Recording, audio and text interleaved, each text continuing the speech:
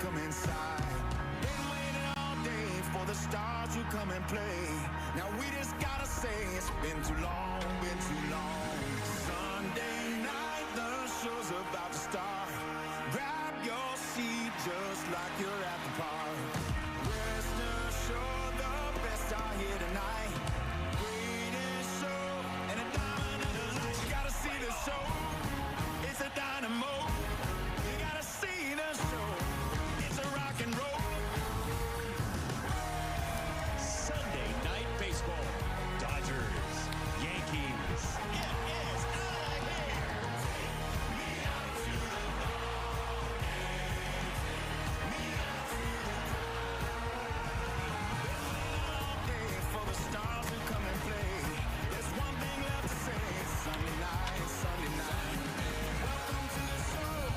Sunday night, let's go.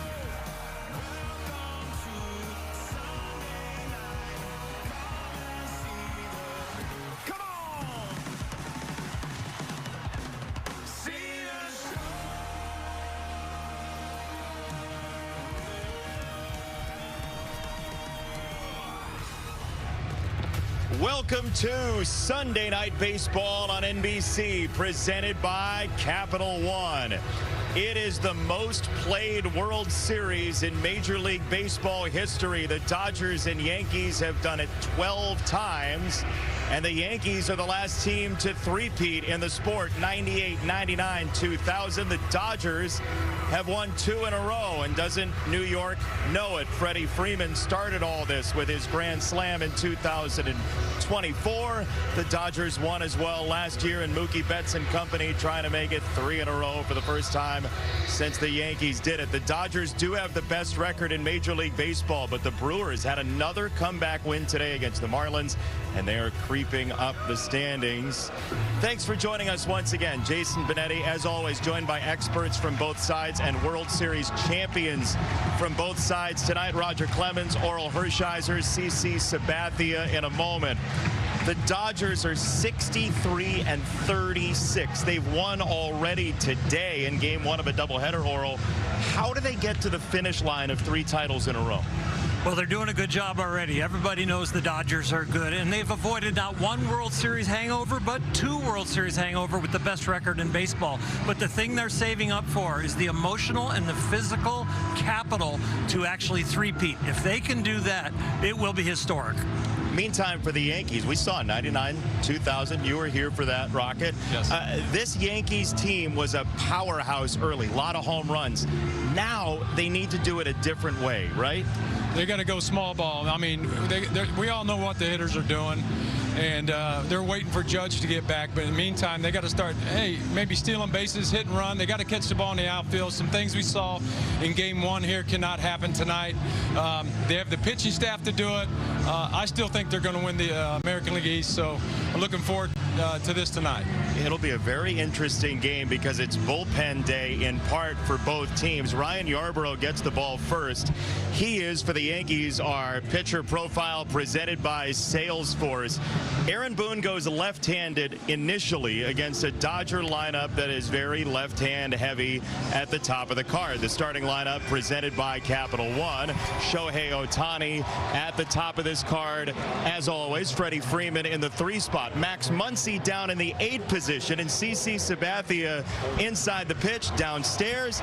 An interesting tactical choice by Dave Roberts tonight. Yeah, having a chance to, put Max Muncy in the 8 hole is something that, Doc talked about. But just talking about, his culture and the way his team is put together, and, being able to go to a guy and be like, hey, I'm going to put you down here in the 8 hole tonight, but it kind of is what it is, and the guys do not care where they hit. They just want to be productive and help this team win. And we'll see if Yarbrough, CC, makes it all the way down to that position. Aaron Boone had to use his bullpen much more than Dave Roberts, because Dave Roberts in game 1 had to use his bullpen 0 because of Yoshinobu Yamamoto, who was phenomenal in the Dodgers' 63rd win of 2026. Couldn't script it any better to have him go 9. I mean, that was incredible. Here we go. Sunday Night Baseball presented by Capital One. It's the Dodgers and the Yankees once again, and a first pitch is in there. Strike one. We are underway. Wheels up time tonight in the Bronx, 7:20. Shohei Ohtani, who the headline news today is through between games of the doubleheader, and Dave Roberts said it looked pretty good. He felt good, as this is a fly ball to right for out number 1. The throwing session went perfect, and the key to the perfection of a throwing session is your lower body is good, because Roger knows, CC knows, if there's anything wrong in the lower body, that stress can come up through the shoulder and elbow, and you don't want anything to happen to that man's bat and also his arm. I was surprised to hear that, because he fouled the ball off his knee in game 1, and you know, you're talking about being a tough cookie. He went out there and threw his bullpen, stayed with his routine. Here's Andy Pages, who takes a strike. Shohei Ohtani is as close to a machine as anybody in Major League Baseball. Absolutely.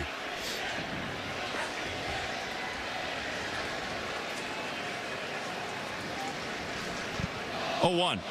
I was telling Oral earlier, this is the first time I've gotten to see Ohtani live, and I was surprised by his bat speed, to be honest with you. I knew he had some bat speed, but watching it live was pretty special. What surprised you most watching him?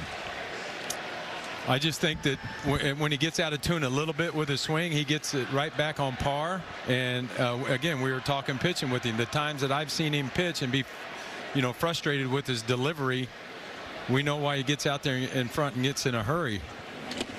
But he corrects it within 1 or 2 pitches for the most part. There are world-class athletes, and there are guys as super strong and great frame as Ohtani, but to have that combination and have the eye-hand coordination and feel for your body to make those adjustments is very rare.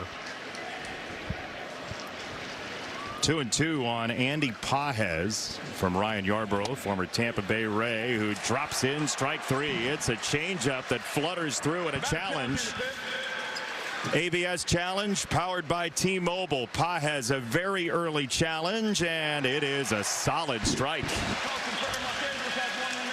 That is how confounding that pitch can be from Yarbrough, that you would get Pages challenging such a fat strike.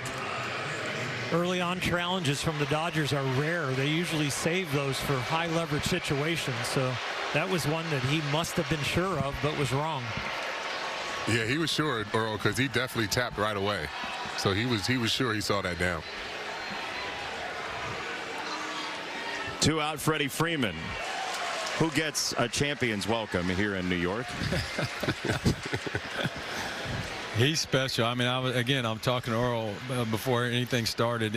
I love watching him choke up on this bat, and he shows kind of the pitcher where he wants it with his pre-swing. You'll see on his pre-swing, and also when he takes pitches, you wonder if he's hunting pitches as a pitcher when he takes pitches like that. But he's showing you right where he wants it. Look at where he's laying that bat across home plate.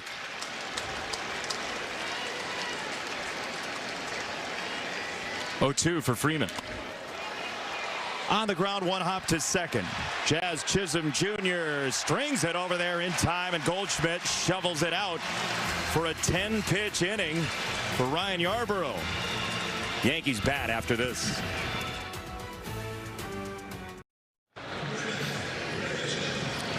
Yankees have only scored 3 runs in this series so far. Starting lineup presented by Capital One goes like this. Trent Grisham had a home run in game 1 of this doubleheader. It's 3 of 4 left-handers to open for Aaron Boone, in a pretty lefty-heavy lineup usually, and they'll face the right-hander first. It is a bullpen night for the Dodgers. Will Klein is our Salesforce pitcher profile first tonight, but it could be a whole parade of Dodger pitchers, as this is popped up at second base. Miguel Rojas makes the catch, and there's one away. So it's an interesting spot here for the Dodgers. They're going to Philadelphia for 3 after this. Then there's an off day on Thursday. But the All-Star break just happened. There are some Dodger pitchers down there who haven't thrown in the quote-unquote second half yet. You know, the Dodgers at this point in the season with the best record in baseball and a large lead in the National League West, they are not worried about rust. They are worried about rest more than that. So they are going to use this time to make sure the guys get a minimal amount of work, but really borderline on resting them more than getting them out there. They want their rhythm second half of September and into October. All the while knowing that the 1 seed can help you. Yes. And certainly the top 2 seeds can help you because you don't have to then play in that wild card round, which nearly was thorny for them in 2024 as Ben Rice swings through a high fastball for a strike. But the division lead, as you see, is 12.5. It's the largest division lead in Major League Baseball, and it's not close.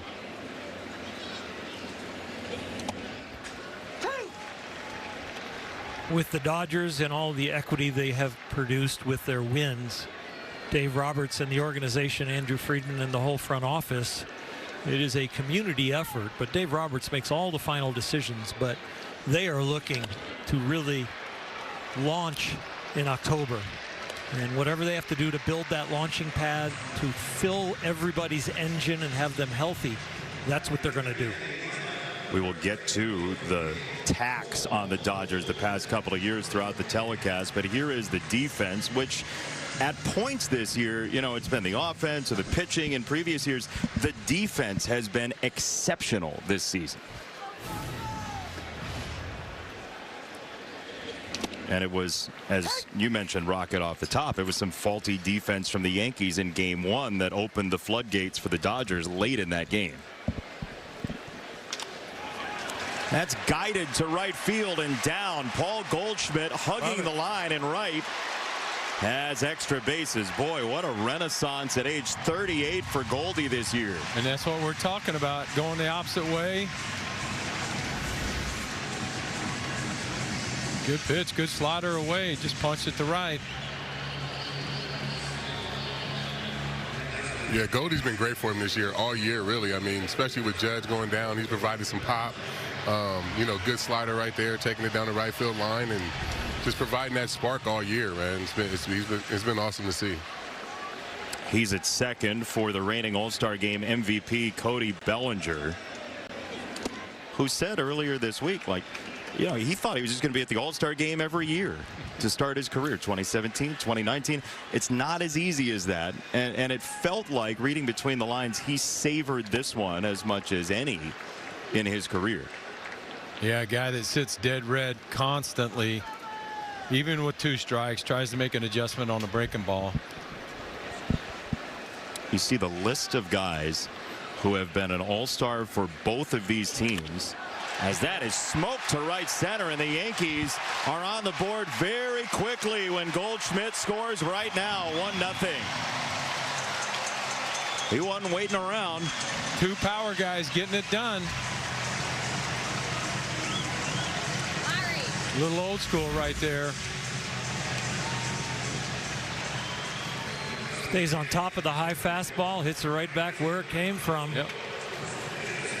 Same swing in the All-Star game. He had the single with the got an MVP. Yeah, exactly, CC. It looked exact the same.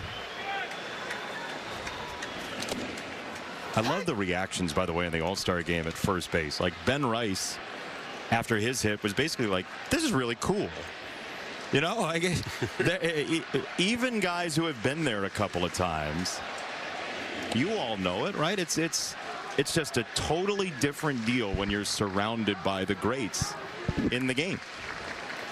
It's fun. It's fun seeing guys that you have to face, and you get to see them a little bit and understand their personality. A lot of guys cut from the same cloth. I wasn't big into being friends with hitters, though. I didn't want to be comfortable in the second half. I was going to say, Ted, I didn't want to say it. What? So I didn't want to say it, Bulldog. You know, I've already gotten. You're good. Yeah. CC would loosen some guys up. I don't know about the All-Star game. So this is why the last 2 times Oral Hershiser has done this show, there's not been a hitter in sight. No hitters. No, he only put me with Kershaw, CC, and Roger. Luis Gonzalez, he showed up and you were like, none of this anymore. No more hitters. Well, you notice they separated us in the booth. Absolutely. 1 and 2. Look here. That's a base hit. A little hopscotch by Bellinger. And the Yankees have 3 straight hits. A run without a homer. And now first and second for Jazz Chisholm. All it takes is CC to go in the locker room in between games, I guess. All he had to do is walk through the locker room. Get the boys fired up. Let's go. CC. Enough already. Belly looked like you on the base path there, jumping over the ball. You know what, Jay? I always got pinch ran for it, man. They never let me run the bases, so, you know, I mean, I can't really take credit for it. Not even one time? Not one time. Anytime I got on first base, they came and got me, for sure. I had to hit a home run to run the bases. Well, that was like a 30-second trot around the bases. So you had to have the slowest trot. You'd take that all in. Hey, who's this hitter with the thin pants? I don't recognize him. Jazz Chisholm Jr. All the way down. He's got him down. You've been monitoring his fashion this year? Absolutely. I kind of like the Babe Ruth, what was it, Aaron Judge pants? It was Giancarlo Stanton pants. Yes. Got him hot, too. Okay. 2-0 on Jazz. And he didn't fire on the slider. 2-1. You saw in Bob Costas's narration of the first half highlights the lollipop gate in Detroit, where Jazz Chisholm had the sucker out at second base. Then the next day he homered and found the whole canister of lollipops in the dugout. He's an interesting player, and he's fully and completely himself. And you 3 are too, right? You're not hiding who you are, and I like that in baseball players personally. Hey, Booney said he was a pleaser, man. And every time I met Chad, he made a point to come over and shake my hand and say hello. So I got good props for him. Maybe he does a commercial for Lollipop. Whatever. Let's go. That's a good idea. Whatever. You can make that happen. You see 10 homers, 25 steals in franchise history in the first 100 games. Soriano, Ricky Henderson, Jazz Chisholm, 4 total. Those are the 3 recent ones. Check swing, no go, 3 and 2. And now the runners will be off. I think fans enjoy the game more when they get to know the players and the people behind the uniform, and Chaz gives you that benefit to really enjoy watching him play because he doesn't hide his emotions.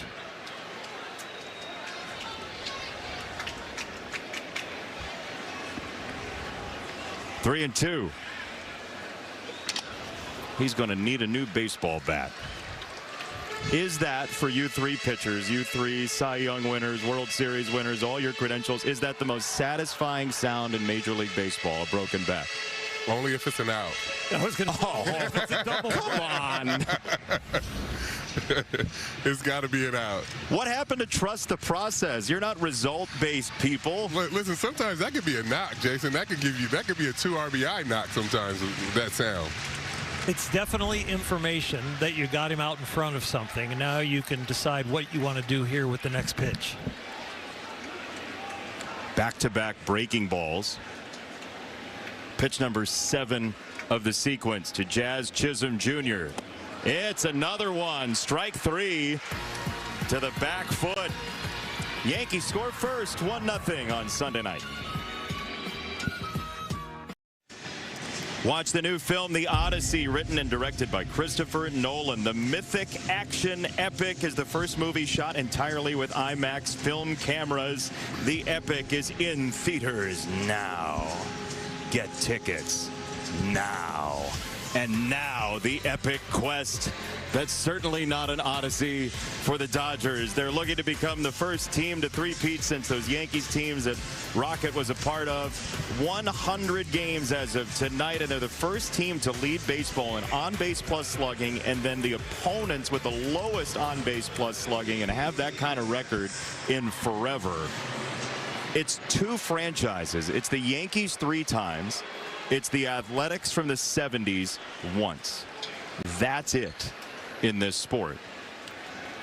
Mookie Betts will lead off in the 2nd inning with the Dodgers trailing. Roger, you were here for the last 2 of those. What was the 3rd one like to get, and how did guys talk about it who'd been here for all 3? Well, I think they named this team of the century, but I got to tell you, I mean, listening to Dave Roberts today in our meeting, I absolutely love that. Fly ball right field. Dominguez is underneath, you were saying? I love that, and it takes me to our manager, Joe Torre. The skipper, I mean, Torre was so good at handling our personalities. I heard that today when I was downstairs, how Dave went through his players and talking about his players and the love he had for his players and the role and how he would, bring them, if they were feeling down about their game, bring them up, tell them what they were going to do to come out of that slump or whatever. Joe Torre was the same way. I mean, he famously handled our personalities big time. It was great. There's a first pitch swing by Kyle Tucker and a pop-up third base side for Caballero. Made us easy. It made it easy for us to go out there and play and win ball games. But again, you had an all-star at every position, but they were more than all-stars as far as people are concerned. Asking for a friend, how do you handle your personality? I had a little bit of a football mentality, and Skip knew that. I didn't run and touch the wall. I kind of wanted to go through it, and so yeah, I like to. I went through 3 progressions. Physically, you're in charge of how you feel, how you look, getting all your work done. Second was the mental part of the game, which I think is the biggest part of the game, and then emotions came into play. And I tell people, in 24 years, I showed my backside a couple times, but I care about the team that I was performing for, and it was important to me. I got those skills from my mother and my grandmother. I feel like there's a T-shirt in that comment somewhere. I love T-shirts. I love for you. I've got one T-shirt that says, "If you don't like it," and on the back it says, "Play better." I could pass a lot of those out right now, I think. I don't think it's any surprise that catchers make the most managers and the best managers usually, because as a catcher you need to know when to encourage your pitcher and when to get on him. Yeah. And that's the main trait you saw in Dave Roberts today in our meeting. Well, I'm not going to say you and I talked about this, but but we still like the eye and heart test when you come to the mound. Give me an eye and a heart test. We sure do. Light contact against Yarborough. He's been fantastic. The Yankees needed it. They've gotten 6 up, 6 down. The Dodgers bullpen night rolls on. Kyle Hurt makes an appearance, just activated for being the 27th man. You get an extra player for the double headers now in Major League Baseball, and Hurt is up from AAA. And the way Dave Roberts put it, he just kind of needed a reset after 2 outings last time he's been in the majors of 6 total earned runs. But he had to hear him talk about, he's one of the October arms. He just needed a reset.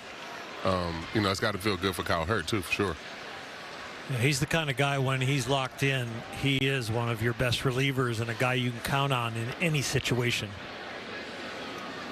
It's not a mystery what he's going to throw. It's fastball, it's changeup generally, and there on the changeup he gets a foul out to Freddie Freeman, 1 away. Anthony Volpe is down. Well, as the guys know, the first thing that goes when you have fatigue is not velocity, it's location. Because usually you find a way to reach your velocities, to reach your change of speeds, to find your breaking ball, but you start to find a wider spray pattern and getting into a lot of hitters' counts. One down for Wells. And a strike. So just for the uninitiated, maybe the casual baseball viewer, Oral, when you say spray pattern, Well, just the way the ball comes out of your hand. And let's say when you're locked in, it's either on the corner or just off if you're ahead in the count, or it's on the outer half or on the corner when you're behind in the count. You're pitching to halves of the plate. I mean, Roger and CeCe could pitch to exactly the corners. I relied more on movement a lot of times and just wanted to throw the ball down the middle and have late movement. These guys had exceptional ability and could challenge in the middle, but also hit the corners. Yeah, well, the key is you're a power pitcher. CeCe's a power pitcher. We're not power throwers. Big difference. Yep. Big difference. This broadcast, I feel like I'm preaching to the choir a little bit, Jason.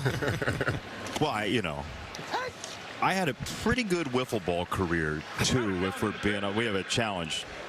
Sorry to have interrupted. ABS challenge powered by T-Mobile. Caballero thought it was not a strike. He is right. It's a ball. It's high. And the Yankees keep their challenge.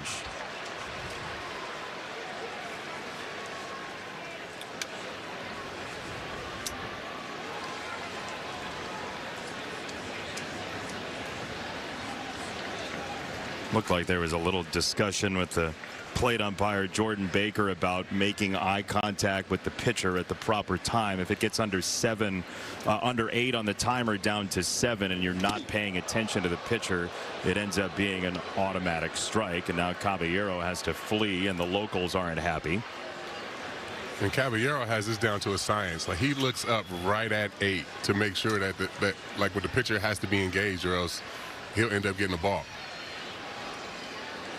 It's interesting for the pitcher, right, CeCe? Because the pitcher then has to be locked in waiting for the batter to be locked in as well. Yeah, it's kind of a tricky thing where, like, if he's not looking up at you, you have to still be engaged, because whenever he looks up, it's right at the 8 seconds, and it's time for you to, for you both to be engaged. Sunday Night Baseball on NBC is brought to you by Capital One. What's in your wallet? And by Progressive Insurance, a grand slam for your budget. Some of the 12 World Series through the years between the Dodgers, whether in Brooklyn or Los Angeles, and the New York Yankees. And now back to the top of the order, Trent Grisham. Let's talk runner control. One of the best assets Caballero has is his speed rocket. And you talked about the Yankees needing to do small things to win.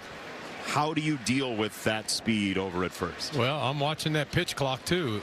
I think the hitter and the runner's paying attention to the pitch clock. And right there's one where you can hold. I find it interesting what CeCe said, because when he said he looks up at 8 seconds, I watched his last pitch to him, and it was 8 seconds. And it helps. If you're a hitter that's spread out, or you got a Jeff Bagwell stance that you're spread out, and I'm holding that for 12 seconds. Your thighs are going to be on fire. Burning. Pop up, Rojas. Inning over. Caballero stranded. 1-0 after 2.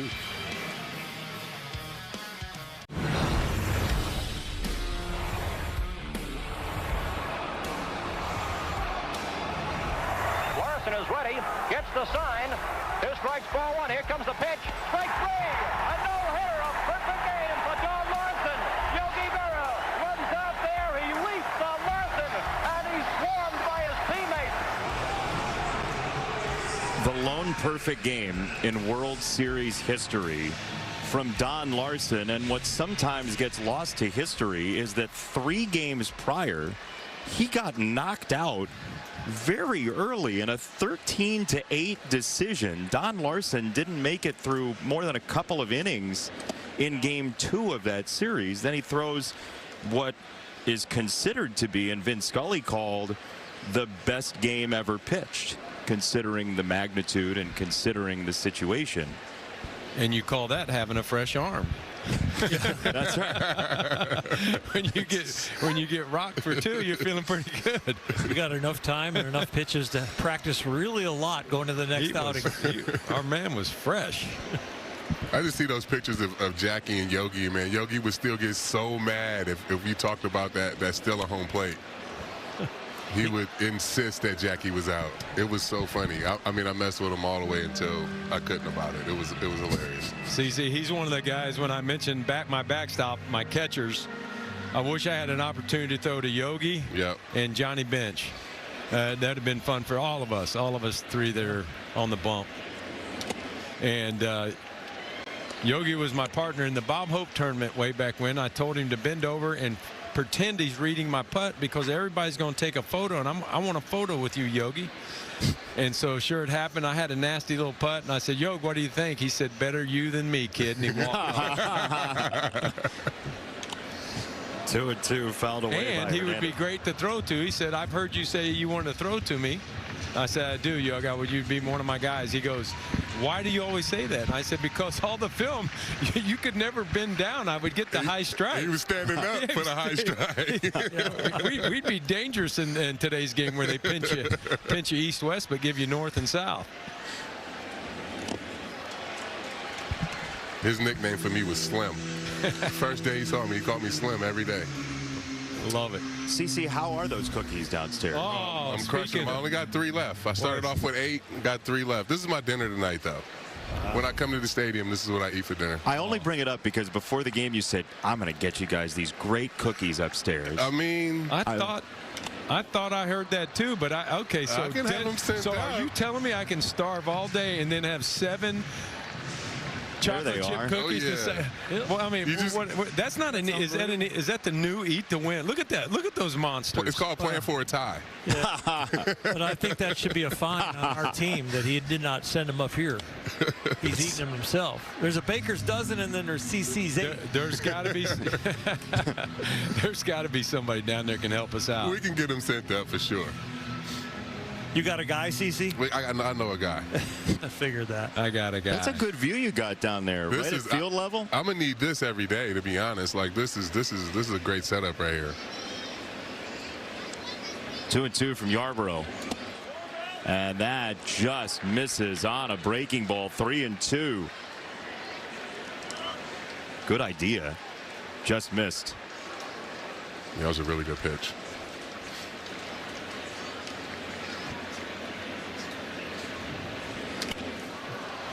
That's even a better one. Popped up, second base, Jazz Chisholm Jr. FanDuel is the home of home runs this season. Let's take a look at our home run odds for tonight's game. Play FanDuel's Daily Dinger for free-to-earn profit boosts the next day. So, CC, inside the pitch. This is the spot you were talking about. Dave Roberts put Muncy down in the 8th spot to kind of goad Aaron Boone into keeping Yarborough in. But Yarborough's been so good, CC. Yeah, he's been getting a lot of weak contact. I mean, he looks really good right now. He's barely missing on the corners, using his fastball really well. I mean, he's mixing pitches really good. So, like you said, this was the spot that he was trying to get him to force to go to the bullpen, but Yarborough's looking so good. Here's a home run on Friday night. Aaron Boone gave Garrett Cole the opportunity to stay in the game. I know you guys like seeing that for pitchers, but this is the downside of letting people say, hey, I got him. Yeah, I mean, there's people, and then there's Garrett Cole, right? And then there's your ace, and then there's Yamamoto, and there's different guys. So for me, I mean, I was watching that game Friday night. I would have left him in too. I mean, I understand. I mean, he's your ace. You know, he made a bad pitch. You know, but if you're going to lose the game, I would rather lose the game with my guy in there starting. Yeah, I agree with that, CC. I mean, and Garrett said that. I mean, he said he made a bad pitch, and I mean, you go and look about his middle, and room service goes a long way here at Short Porch Yankee Stadium. But Roger, just playing devil's advocate, because we don't have any relief pitchers really up here. They have to work too. What you say he missed middle. He's built. I would do it again the next time out. I mean, he's built to go 100, 110 pitches, even coming off elbow surgery. You do have the 3rd best bullpen ERA in Major League Baseball. It's been one of the positives so far, as this is a fly ball to right and out number 2. I'm just trying to rile you up, honestly. No. You lose that argument with me when I see guys looking over the starters, looking over their shoulder after 4 innings and 100 pitches. They're using up all their pitches. Like I said earlier, seems like in the big leagues you get 3-2 to throw a breaking ball. So And then you got to watch guys second time through the lineup. Super important. I learned that from the great, what I think is the ultimate power pitcher, Tom Seaver. I got to play with him in Boston. Teammate. I kept my mouth shut and did a lot of listening, and he talked me through how he talked himself through the first, the fourth, to get to the 7th inning of a game. Here is Eliezer Alfonso, and he's got his first major league hit. First pitch, base knock, center field.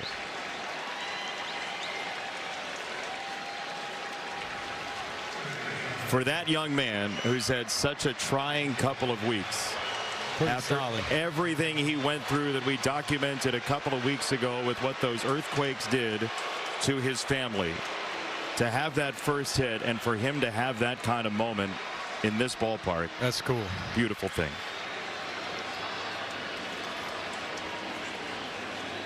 If you didn't hear the story a couple of weeks ago, his sister and his stepmother both passed away in the earthquakes in Venezuela. He learned of that fact the day he made his major league debut just a couple of weeks ago at Dodger Stadium. Unbelievable.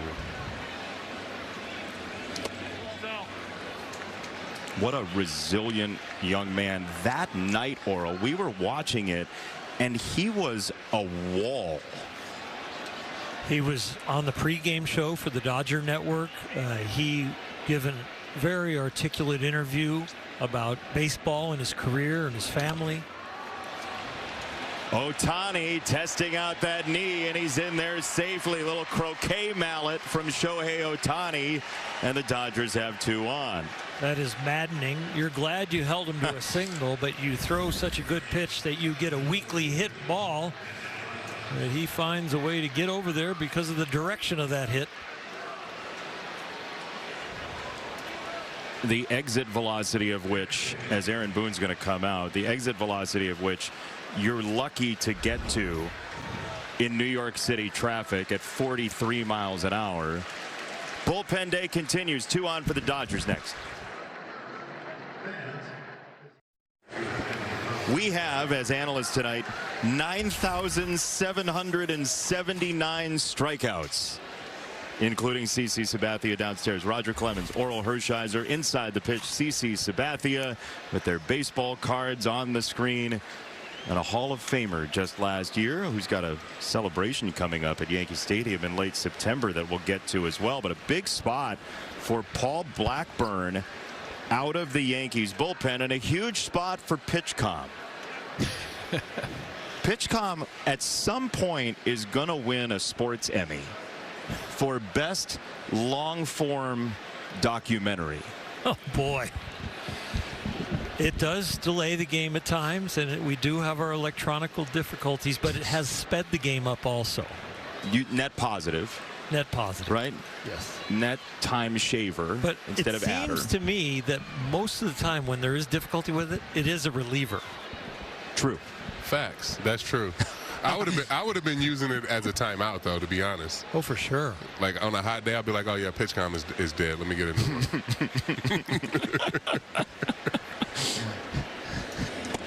If we had that device up here, would it reach?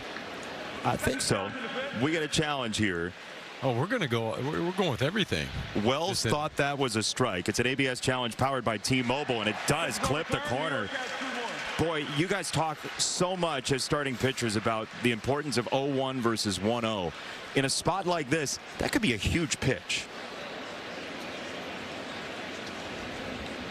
0-1 to Pages,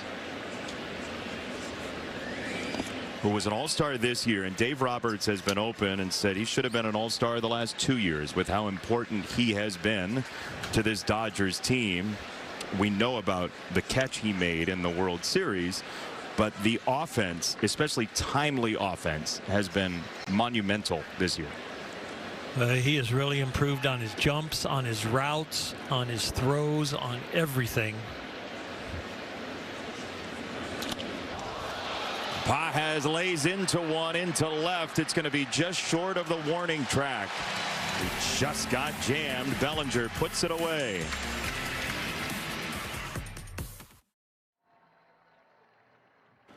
Capital One cardholders get exclusive access to tickets for every MLB game, so you can watch your favorite team take the field.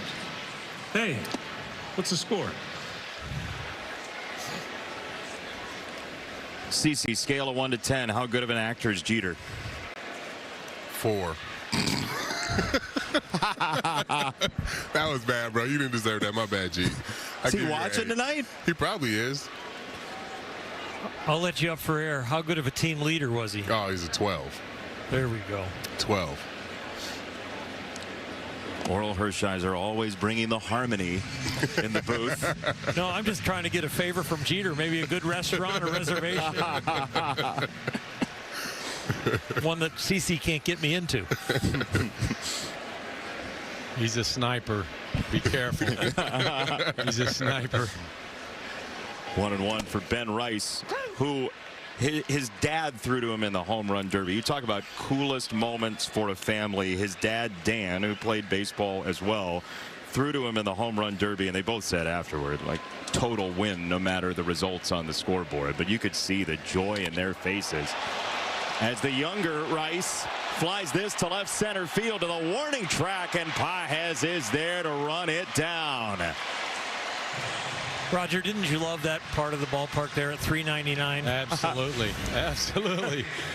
Tried to keep those lefties out of that corner. I'm not sure it says 314 on the wall. I'm not sure if that's what it is, but yes, we love the gaps here at Yankee Stadium. Old Yankee Stadium, I might add. I mean, new one's nice. It's like going to the mall and there's a baseball field here. But, you know, old Yankee Stadium, we had ghosts running around that place. I'm just telling you. There were a few games I thought the place was going to fall down. The people in the upper deck were jumping up and down so hard. You could feel it? Oh, my gosh. Amazing. You should try being an away player. yeah, seriously. That one time I'm pitching against Rocket out there, after he warms up, I'm watching him. He goes and rubs Babe Ruth's forehead on the monument. I'm like, oh, I already lost this game. Game's over. Yeah. I kept that thing so bright and shiny. You wouldn't believe me. I sweat on his forehead. That game was already over.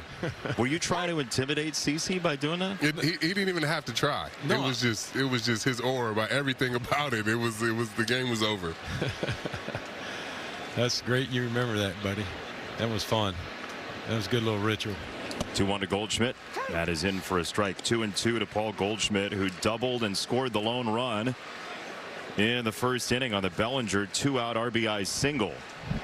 What parts of your ritual were so important to you? If you didn't do them, you felt bad. Man, I don't know. I learned. Oh, that was some cheese Look at right that. there. 98 tailing away. That had a little hair on it. I think, to answer your point, I almost missed, it's been well documented, I almost missed my first 20 strikeout game at Fenway. And once I got to the stadium late and came through the clubhouse door and all the veterans looked at me with like I had 3 heads, that was the most embarrassing moment. And whatever my game plan, my routine was, it was in play the rest of the time in my career then. You were in traffic. I got stuck in traffic and I got ready to run. Thank goodness I had running shoes in the trunk. I was panicking. How soon before first pitch did you get there? The game started at 7:35 back then. I think I rolled in the locker room at 7:10. Wow. So they were telling somebody else they were pitching. No. I had a glass of water and 2 chocolate chip cookies. Oh, yeah. What is this? And I punched out 20. So get those cookies up here. We're waiting. Roger's going to make a comeback. Oh, I love it. Did the cookies stay in the routine after that, or was it was just that night? Oh, you know it. I couldn't have until after, though. After a win, if I lost, I got licorice. That was dinner. And if I won, it was chocolate chip cookies. What is with you pitchers? It's like Belushi on Saturday Night Live. Little chocolate donuts. If I won, we got In-N-Out burger. The family went to In-N-Out. And if you lost? Oh, we got nothing. Got nothing. I can't believe frowning. Everybody lost. I can't believe CC didn't follow up that Saturday Night Live and say, "Lay off me, I'm starving." 3-2 is Make a grounded play. foul. No, that got too much hair on it. You're a no on that. I'm a no on that. I'm getting out of the way even if I'm out on the field. Jeter and whoever else in the middle, they got that. Oh, my goodness. 3-2 from Hurt to Bellinger, who drove in the lone run. You know how many parents are being told right now by their young pitchers at home, Mom, I told you I can have chocolate chip cookies before the game. I'll strike out 20. Dad, come on, just go get a big box of them. It's upstairs, ball 4. Even though in Little League you only face 18 guys, I'll strike out 20. Right. Hey, stream every out-of-market MLB game plus MLB Network 24/7. Now available at a new low price, $94.99. Blackout and other restrictions apply. Visit MLB.tv for details. New Yankee Stadium. A 1-0 Yankees lead, and a nice pick by Alfonso there. Ball 1 to Dominguez. Catcher's been a spot that both of these teams have been bandied about in public that maybe they think about trading for. The Yankees and the Dodgers both. The Will Smith injury necessitating that conversation for Los Angeles. Little flare back of second and playable for Mookie Betts to retire the side. We'll go to the 4th, 1-0. Grab some cookies. Back at Yankee Stadium, Yanks lead the Dodgers 1-0 as we go to the 4th.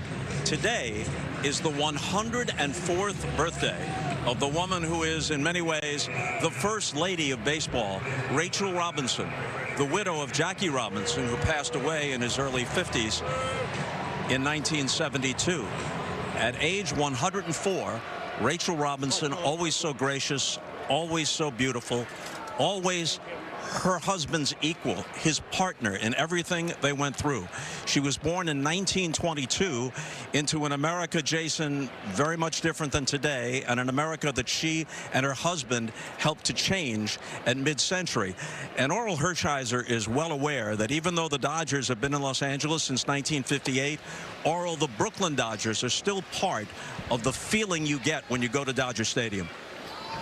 For sure, it is part of the education of being a Dodger, and through the O'Malley family and my manager during those years, Tommy Lasorda, we were given history lessons all the time. And if you remember back, we spring trained in Vero Beach, Florida, and it was like walking through a museum of the golden era of Dodger baseball. We might be entering the platinum era of Dodger baseball with this generation of players, but the golden era of Dodger baseball that made us all proud and responsible to put on the Dodger uniform and to be thoughtful of the name on the front more than the name on the back. And it was that generation that built that. Bob, when you think about, you mentioned when Jackie passed away in his early 50s, Rachel Robinson was 50 when Jackie Robinson passed. The life that she has forged ahead with and the legacy that she has helped foster from what she and Jackie did together over 5 decades plus without him on this earth is extraordinarily commendable as well. Yeah, she and her daughter Sharon and their son David continue that work going forward. And if any of our viewers and you guys up in the booth have a chance to go to the Jackie Robinson Museum, which is down in the Soho and Tribeca area of New York, it's a tremendous piece of baseball history, but also sociological history. And when you look back on those Dodgers, those Brooklyn Dodgers, one of the most significant teams in baseball history, not just because they went to the World Series all the time against the Yankees in the 40s and 50s, but because of the presence of Jackie Robinson. And the year that they broke through and won, the year they say next year finally happened, 1955, those Boys of Summer Dodgers, that was the title of Roger Kahn's great book, one of the best baseball books ever written. Those Boys of Summer Dodgers had 7 Hall of Famers on the squad. Rookie Sandy Koufax, manager Walt Alston, Duke Snyder, Gil Hodges, Roy Campanella, Pee Wee Reese, and of course Jackie Robinson. And when you think about the connectivity that Oral described and you described, Bob, between the generations, Mookie Betts is a piece of that. In 2022, before the All-Star game at Dodger Stadium, Mookie Betts was tasked with speaking to the crowd, as this is a high fly ball off the bat of Betts to center field, about Jackie Robinson and his legacy and Rachel Robinson. And I mentioned it briefly to Mookie when we were there a couple of weeks ago, and he said, I was so nervous for that because I only get to do that once. You know, you get to make a speech like that in a moment like that one time ever.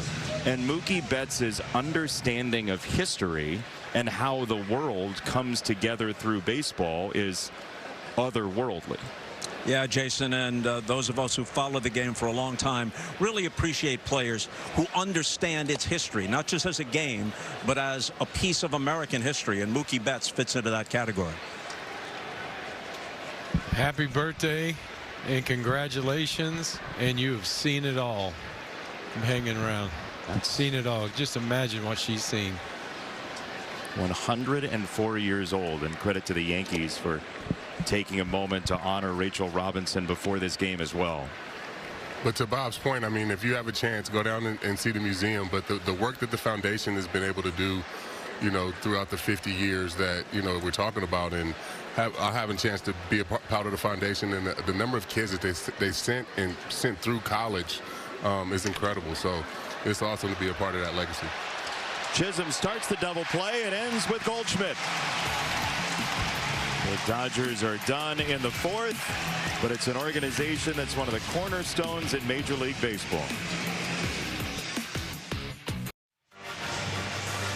Earlier this week, Jordan Brand invited local Philly baseball youth organizations to have their own All-Star Weekend experience at World of Flight, featuring a chat with Jordan family's own Dexter Fowler and CC Sabathia. Ice cream from the Air Jordan 3 True Blue truck and their very own AJ3 retro shoe, putting Jordan Brand on full display. We've always said, Oral Hershiser, Roger Clemens, Jason Benetti, CC Sabathia is a phenomenal teammate who withholds dessert from nobody. And a credit to CC, who has delivered. Best cookies on the planet, fellas, I'm telling you. Let me tell you what, I don't want to sound, you know, like, you know, I don't appreciate this, but is there any 2% milk anywhere? I mean, you know, yeah. CC, most, you know, stars, you know, they have one name: Bono, Cher, Madonna, Rocket. You know, I don't need green M&Ms. I just need some 2% milk. Hey, these are great, by the way. You're right, CC. I like how you just went right in, Benetti. Yes. I love it. I love it. Oh, yeah. This will get us through this game right here. Perfect amount of gooey. Yeah, those are. It's going to even be better when your microphone's down. Sure. Those are good. You do play-by-play. I can't eat that. That's a Frisbee. I can't get it. Can't get it in. Oh, here we go. One more bite. Roger's not going to talk for a little while. The new pitcher, by the way, is Edgardo Henriquez for the Dodgers. That fastball averages 100. Yeah, it's like the Rocket. Well, I enjoyed Planted at 102. 102. Is that all? What is it like to pitch with that kind of talent? That's called, we pretty much say that's called canceling Christmas right there for somebody.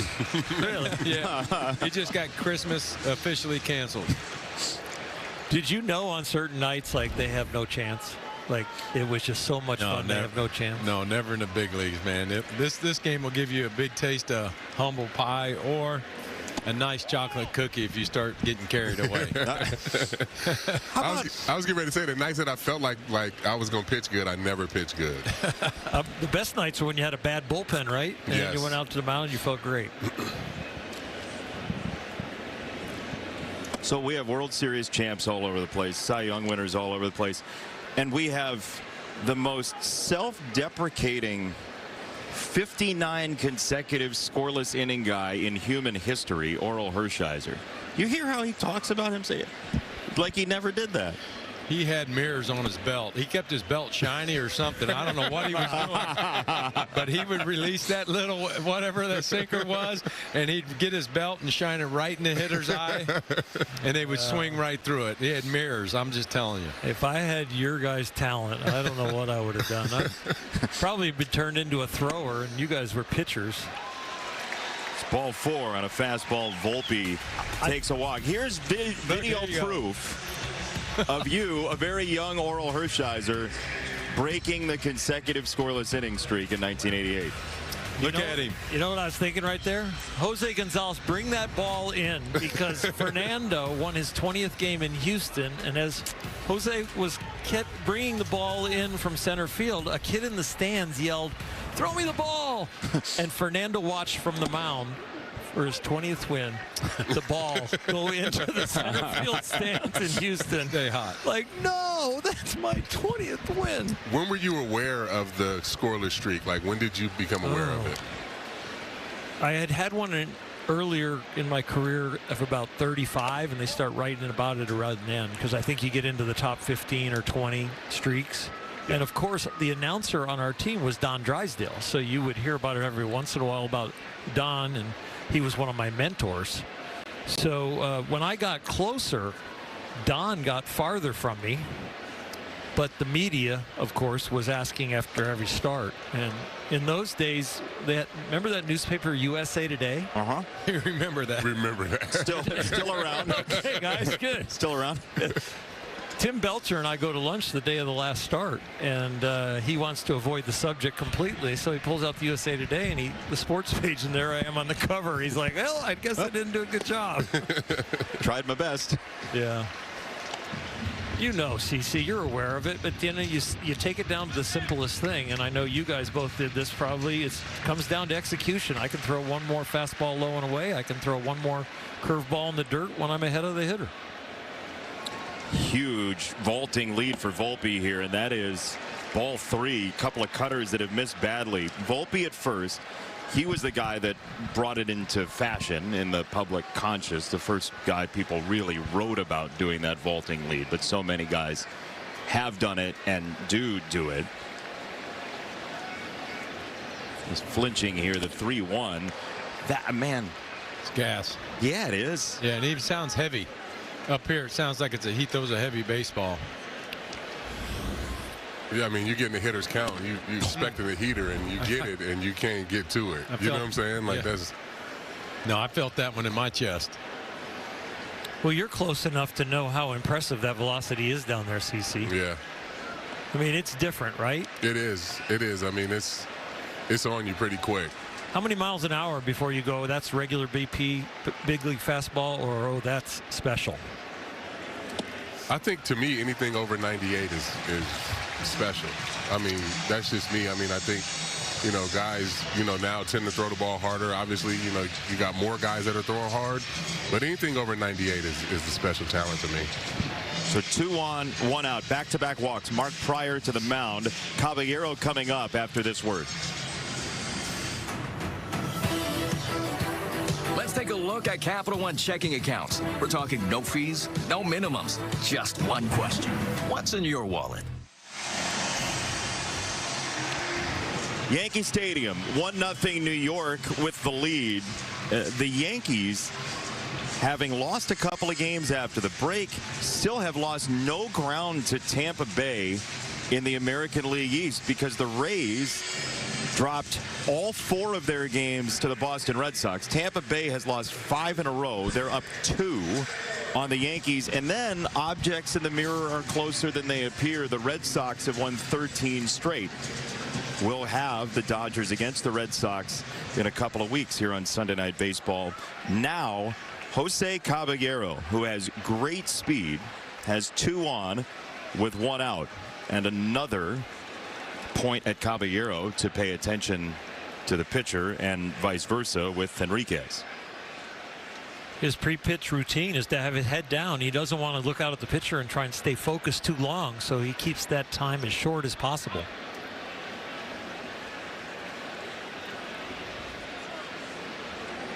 This one gets away from the catcher, Alfonso, and both runners advance. Volpe to third, Wells to second. And Rocket, you said off the top of the show, if the Yankees can kind of chip away, do the small things, 2 walks and a wild pitch. They need to take advantage of this inning right here. And we're talking about velocity. You know, it doesn't matter with this velocity if you can't control it. We were talking earlier in the day about spiking your fastball. I don't know that anybody's ever done that. And I think going to our last broadcast together, we were talking about non-competitive pitches, right, when we were in L.A. And, you know, with that type of velocity, I mean, you know, he's throwing the ball 100, 102 miles an hour. You just throw the ball over the plate. He's trying to here. We got a challenge by Alfonso. T-Mobile presents this ABS challenge. It is a strike. So the Dodgers keep their challenge. That would have been early to lose both. And now it's 1-1 for Henriquez to Caballero. Yeah, he didn't look up till 8, right about 8 seconds. And so now the pitcher can't freeze him.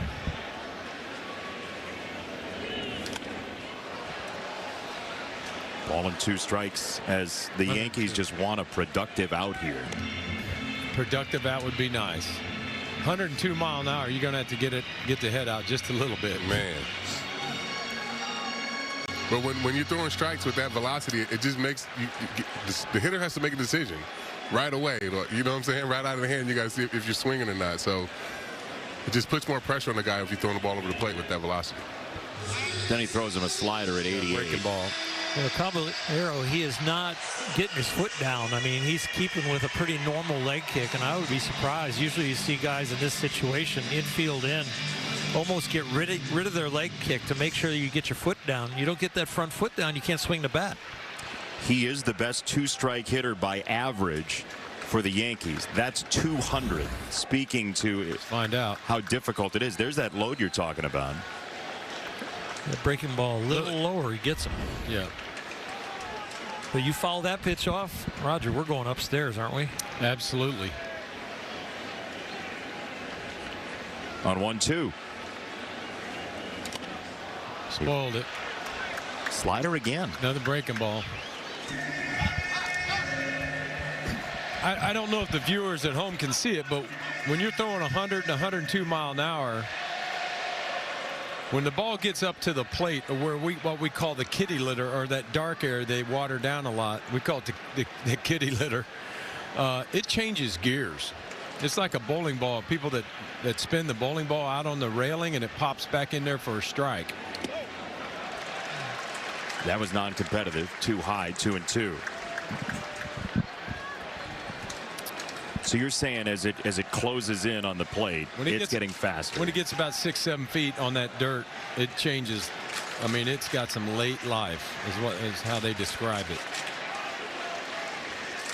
Here it comes into your living room, and that 2-2 is fouled away. That's 101 miles an hour off of ump cam for Jordan Baker tonight. I always found out when you start approaching, like Cece said, 98, 99, 100, the velocity is great, but you can make mistakes. With the infield in, pitch number 8 to Caballero. And he grounds it to third. The play is at home. Muncy delivers out number 2. We asked Dave Roberts before the game, who's the guy you don't get asked enough about? And his answer immediately was Max Muncy for all of the things he does for this Dodger team. Soft hands at third, quick release, not the most accurate throw, but because the release is quick, we got time for Alfonso to get back for the tag. He does a nice job keeping the ball in his glove.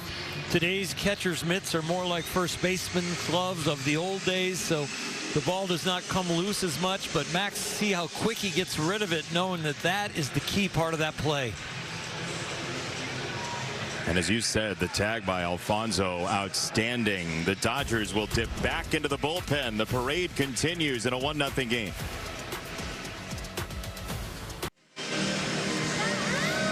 One-0 Yankees with the lead at a jam-packed Yankee Stadium. Around the ballpark we go as the Dodgers will dip into the bullpen again. Jack Dreyer is on, and he will face Trent Grisham. So this is the opportunity that Dave Roberts gets with his 3 lefties in the bullpen to face a lefty-heavy top of the order for the Yankees. 2 on, 2 out after the Muncy throw home. And a swing and a miss, a twisting slider from Dreyer. When Jack's on his game, both his fastball and his breaking pitch are immaculate. He has exceptional command.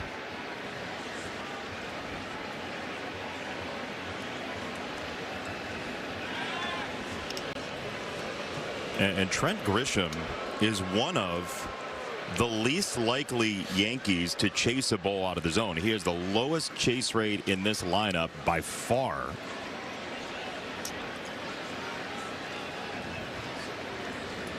One for him. Down and out, 2-1. So if you missed it off the top, this is game 2 of a doubleheader. Yoshinobu Yamamoto threw a complete game in game number 1 to save the bullpen for Dave Roberts to have mix and match potential here. As you see, StatCast powered by Google Cloud on the chase rate for Grisham, and another throw to first. It's a time-honored tradition in Major League Baseball that everybody thinks it's a balk at all times.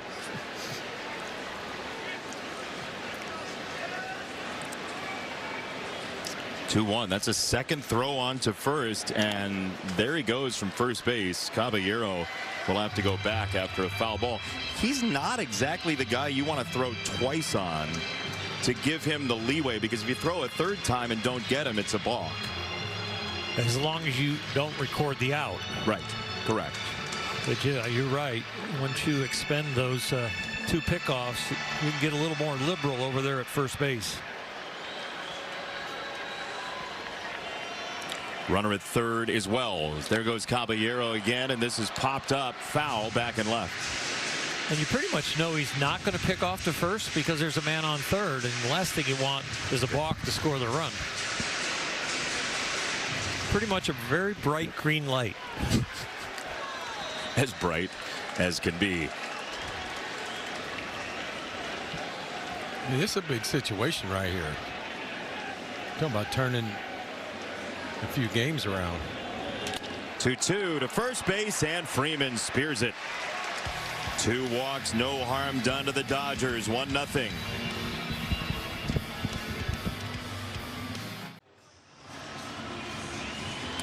One nothing your score here at Yankee Stadium, and our booth is full of Cy Young awards, 9 of them.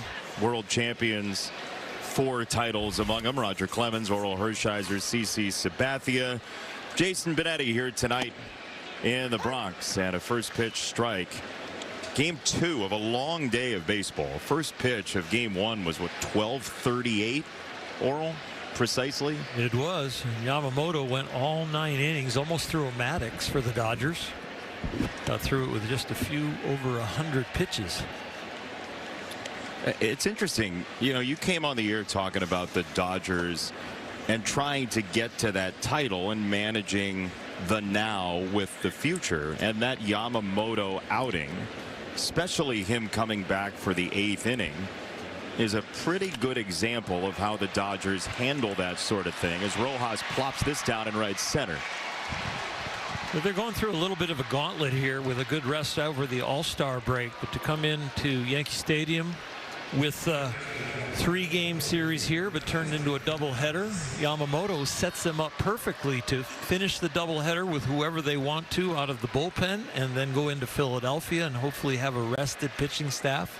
We're able to move Ohtani back a few days from a Wednesday start to maybe deeper till Friday. Able to move Sheehan, who was going to start in one of the games yesterday, one game yesterday. He's moved back. This to shortstop, Volpe and Chisholm, and another double play. Second one in as many innings. This Dodger offense is always lingering, but those double plays, you can shut them down.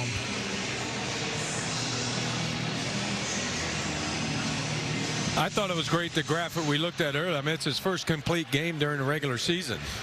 So been a long That's time pretty cool. since I had one. Yep. The other two in the playoffs or World Series. Yep. That shows how they use their resources. There you because go. They usually don't like to stretch guys in the regular season, save them for October. But the way these games piled up with the rain out and the doubleheader, and then headed to Philly and then back to New York to play the Mets, they needed him to go back out there in the 8th. He had 81 pitches. He hadn't thrown a complete game in the regular season, but Dave Roberts, even after a half hour with the Dodgers getting 5 runs in the top of the inning, he went back out there and finished 2 more innings with about 19 pitches, 20 pitches. Dave said he's a machine, and his routine stays exactly the same, what he does to get ready for a start. And that just speaks to the depth that they have too, right? Being able to like not deploy them the way they have to in the regular season, where he doesn't have to throw complete games in the regular season, but when they need him to in the postseason, the World Series, he's there to do it. Or bring him back for multiple innings of relief The next day. Yeah. And that's why they can afford with Ohtani to let him work through the knee issue. And again, if you missed it off the top early in the show, we told you Dave Roberts mentioned before the game that Ohtani threw between games of the doubleheader, and it went very well. Well, it's the left knee, so that's the landing leg, and that's the most important leg of those when you're a pitcher. 2-2 to Muncy, who was one of a host of Dodgers at the All-Star game, but Max Muncy talking about it before the selections came out. You don't hear this all the time, but he said it would mean so much to his family, to his 3 kids, Sophie, Wyatt, and Macy, to get to have that experience, and a neat opportunity for them as Max goes down here in a 10-pitch inning for Blackburn. 1-0.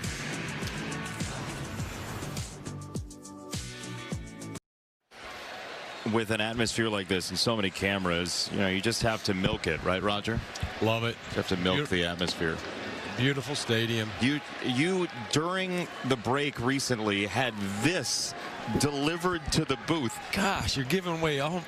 When you were talking about digging deep in the bullpen, I was digging deep into this milk and cookie. And you're talking about all these 9, 10, 11 awards. We have 12 awards up here. These cookies, 12 of them. As tough as you were on the field, I did not see you as a milk and cookie guy. You know, you got to. I wear pink even sometimes. You got to show your soft side every once in a while. There we go. I feel like we're working with Santa Claus. Ben Rice has a base hit to left center. He is 1 for 3. And you know, the Yankees are in the middle of this race in the American League. June, speaking of dairy, has been a little bit odd. Through May for the Yankees the last 4 years, some great records, some wonderful looking ice cream. You could just dip into that, but in June and July when it gets hot, it starts to melt and get gooey. Well, I don't like pistachio or that whatever that other one is. So that's what happened to him. That's your takeaway from that, is the pistachio ice cream. But, you know, it speaks to what Oral was talking about with the Dodgers. You don't have to win every game in June and July to be a great team down the line, but it has been enough of now we're all preoccupied with that shake, which looks phenomenal, by the way. Man. But you don't have to win every game in June and July to be a title winner. Hey, Rice, Goldie, who's hitting right now, and Bellinger, they got to just kind of hold it up again until the big boy gets back. I can't. It's still hard to believe that they're playing and hitting this poorly without that man right there. He's dangerous. I mean, when I knew I was going to do the game, I was looking forward to hopefully having him back.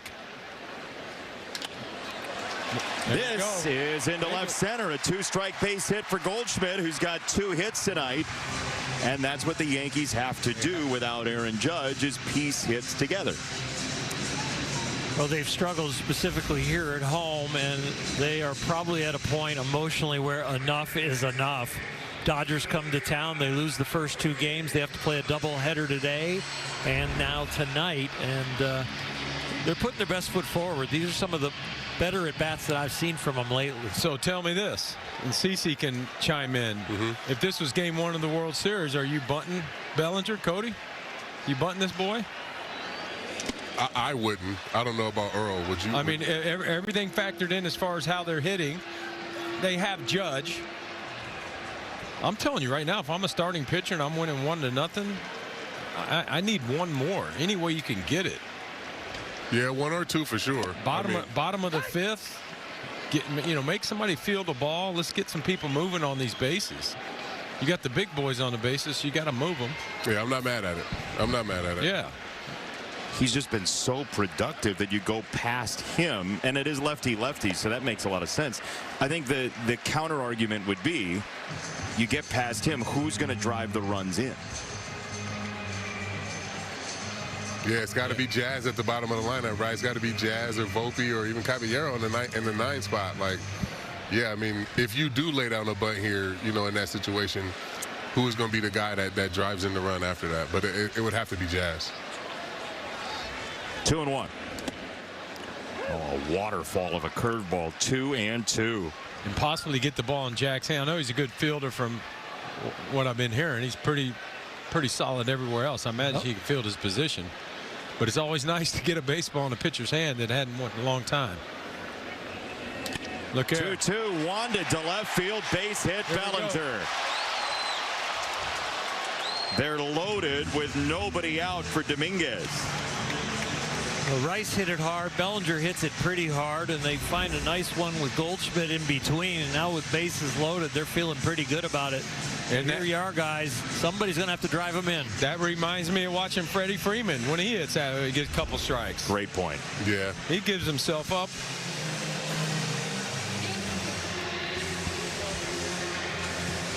Bases loaded. Dominguez will hit against Brock Stewart when we come back. The Yankees, with and without Aaron Judge combined, lead the league in home runs. They're #1.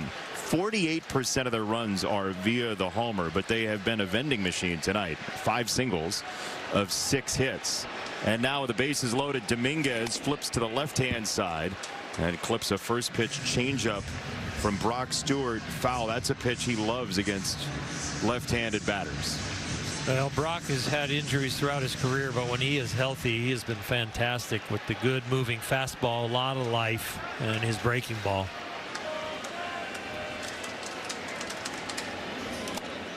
Rocket, to your point, the Yankees, no matter what you bunt or not, they do need somebody else to drive in runs in the bottom of this order. It's an absolute must right now. The way they're, the hitters are trying to pick, the pitcher's doing their part. Hitters trying to pick them up a little bit. Just another big spot in a 1-0 game. 0-2 shakes him down inside. All right, what's coming next after that kind of fastball? I'm going back to that changeup. Looked pretty good right out of the gate. Yeah, I think he's definitely going back to the changeup. The first 2 pitches, changeup. Had him out in front, throw the heater up, and then I think he's going back to changeup. On 1-2. It's a 2-seam fastball fouled away. Still coming.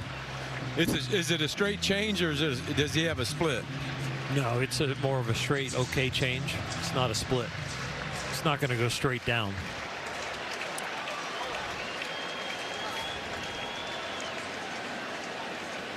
One and 2 for Dominguez. Bases loaded. Check swing on the breaking ball. He didn't go. 2-2. Well, hanging changeups go a long way also, so let's see what happens. Let's see what happens right here. He's got to go back to it at some point. Setup is inside on 2-2. And that is a nasty cutter. Oh, man. That is well done. That moved more than a cutter. They called it a cutter, but this thing almost sweeps. Look at this. 95 miles an hour. That's disgusting. I mean, he was looking soft. All right, CC, how are you pitching Jazz Chisholm here? I mean, the way he just attacked Jason Dominguez was actually perfect. I mean, oh no, this is bad. First pitch, pop up, foul, third base side, 2 down. Again, He went change up first pitch. He went change up first pitch to Dominguez, change up first pitch to Jazz. Roger, this is exactly what you're talking about off the top of the show with the Yankees. Can you get a hit in a big spot? Can you do the little things? This would go a long way. Anthony gets something going right. This will go a long way for his confidence, too. This is 2 Yankee hot button topics all in one. Can you get a clutch hit as a team? And can Anthony Volpe produce? I mean, yeah, you had the Ben Rice double in game 1 earlier today and had him standing on second base. Couldn't even move him over. You know, couldn't get the runner to advance. So kind of the same situation. Swing and a miss on a moving fastball, 1-1. They got some dudes that have heavy fastballs around here. There's a lot of depth in the arms for the Dodgers. That was angry.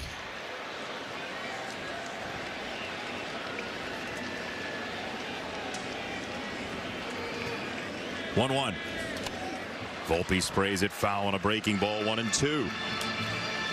3 straight singles to open the inning. Nothing since. The Yankees are 2 for 7 with runners in scoring position tonight, but on one of the hits they had to hold the runner up at third. That's why they only have 1 run. 3 hits in the first inning produced the run. Is he going back to the sweeper here? Better make it a better one if he is. On 1-2.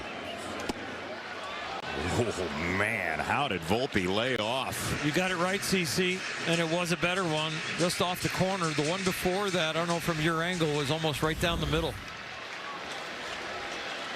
Yeah, I couldn't see the one before. I couldn't see that from this angle. I couldn't tell where it was. He got away with the one before this.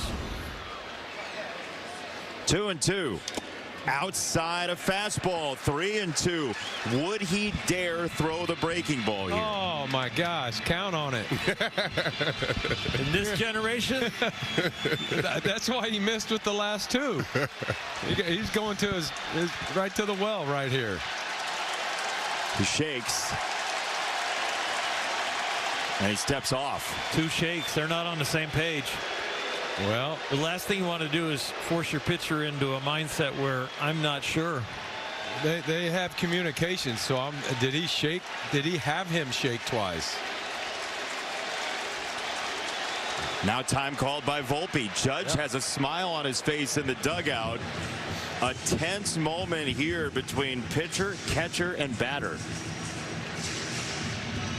You're right, Roger, as far as the pitch comm, but when the pitcher steps off, I think they weren't on the same page.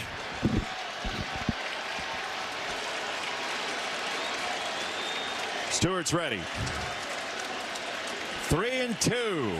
Swing and a miss, a fastball. He blitzed him and strands the bases loaded. When you shake twice, you throw heater.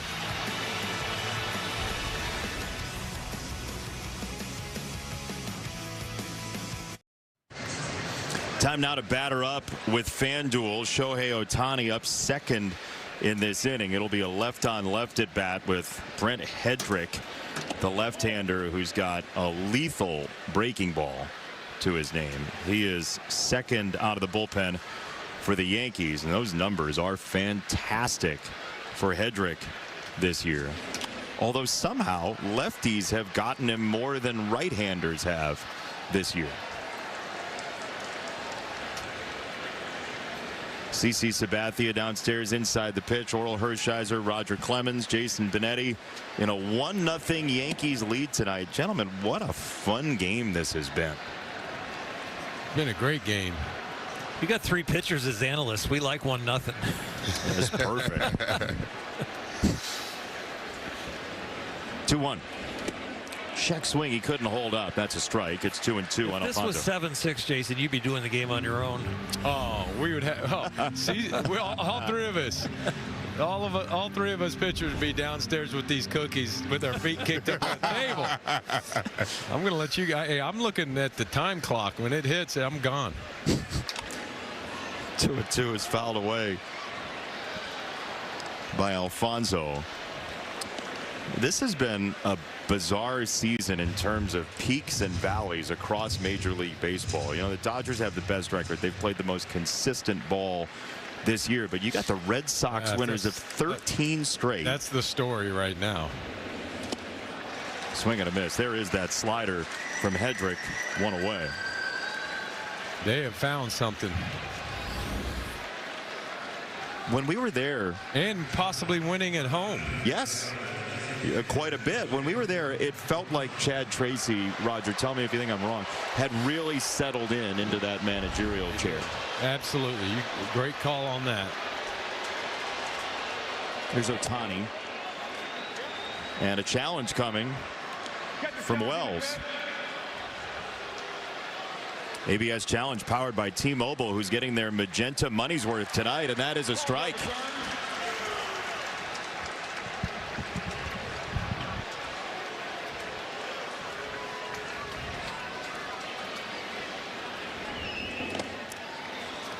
I mean, you're trying to pitch this guy tough, and like I said, having Judge, if Judge was in the lineup, the line is they're in scoring position when they step in the batter's box. Both those guys are. They're that good. But you pitch him differently during the regular season. He'll ground this to first. Goldschmidt got to get over there. The race is on. Out. Oh boy, Hedrick was a little bit late off the mound. He arrived as Ohtani did, and they do get the out. I'm watching to see what. That's his bad. Yeah, that's his bad knee. The left side, left foot. Watch his left foot. Oof. Yeah. Little almost twist turned of that the ankle. Yeah. Yep. He's busting it pretty good there. He's not dragging the left arm, but yeah. He's lucky. He's lucky if he's not sore. Yeah.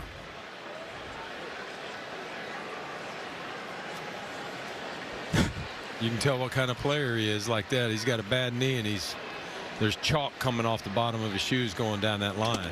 Oh, he was smelling a hit. You're exactly right. But you just think about his workload on a day-to-day. Like, he played in the first game, threw a bullpen in between. Yeah. He's DHing in the second game. Like, nobody out here is doing what he's doing on a daily basis. Fly ball left side. Into the glove of Bellinger. 3 up, 3 down for Hedrick. Back at Yankee Stadium, in the history of baseball, Shohei Ohtani is genuinely, truly unique. But when people reach for a comp, when they talk about his two-way skill, then they always say, well, maybe Babe Ruth.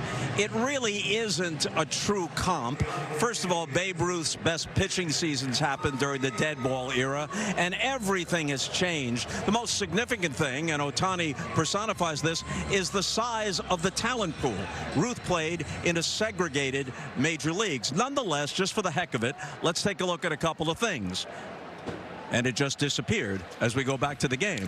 But we're going to have to come back to the graphic, Jason, for any of this to make even the slightest bit of sense. Strike one to Wells. Okay, so these are the best two-way seasons. But remember, this is in the dead ball era for Ruth. In 1919, he stopped pitching really full-time, and it isn't among his best pitching seasons, but he did hit 29 home runs, the major league record at the time, which he would soon exceed many times over. So you take a look at, these are their two best two-way seasons, and the edge there, if we're going to consider this apples to apples, and we've stipulated that it really isn't, given all the changes in the major leagues. This is playable for Muncy for the first out in the Yankees' 6th.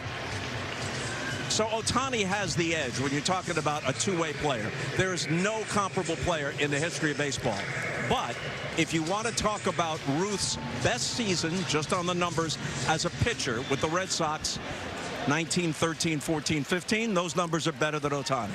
If you want to talk about his best hitting season, pick one. 1927, 1921, that's better than Ohtani's best season, which probably is 2024 as a hitter with the Dodgers when he didn't pitch and he hit more than 50 homers and stole more than 50 bases. So it's really a false argument.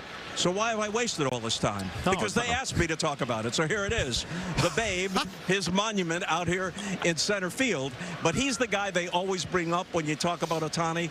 But given the differences in the circumstances in which they have done their incredible things, it's really a reach. Well, but then you step back and you look at, you know, the 30,000, 60,000 foot view, and it's really the only comparison. Yes. So you take them as two individuals out of the entire human race who've ever played baseball like this. It is a staggering thing that there are only two who have done this extremely difficult thing. Yes. At that level. Yes, Ruth didn't do it simultaneously for as long at the same levels as Ohtani. But there was a time when he was arguably baseball's best pitcher, had a 29-inning scoreless streak in the World Series. And, of course, he ushered in the lively ball era, the 60 home runs, 4 seasons, more than 50 home runs. OPS is way over 1,000. He was the Bambino, and now Ohtani is unique in his own way. And I know as you say that, CC Sabathia is just itching to get in that video of him homering at Dodger Stadium. Roll it. Roll it. I mean, a foul ball, it is 100 out of 100 that thing's going to pop up on the screen. 100% chance. Well, we'll just vamp a little bit while I find it. That's right. That's exactly right. It's a ball and a strike. There it is. Here it goes. I knew it was coming. Here we go. That's what I'm talking about. This is my favorite part of. I lost that game 2-1 too, but you couldn't tell. You don't care. Didn't matter. No. Once you No go cheapie. deep, that's a win for the pitcher. No cheapie either. No. The ground ball to first base. More PFP for you. That's a 9-pitch inning. But CC's happy. We'll go to the 7th.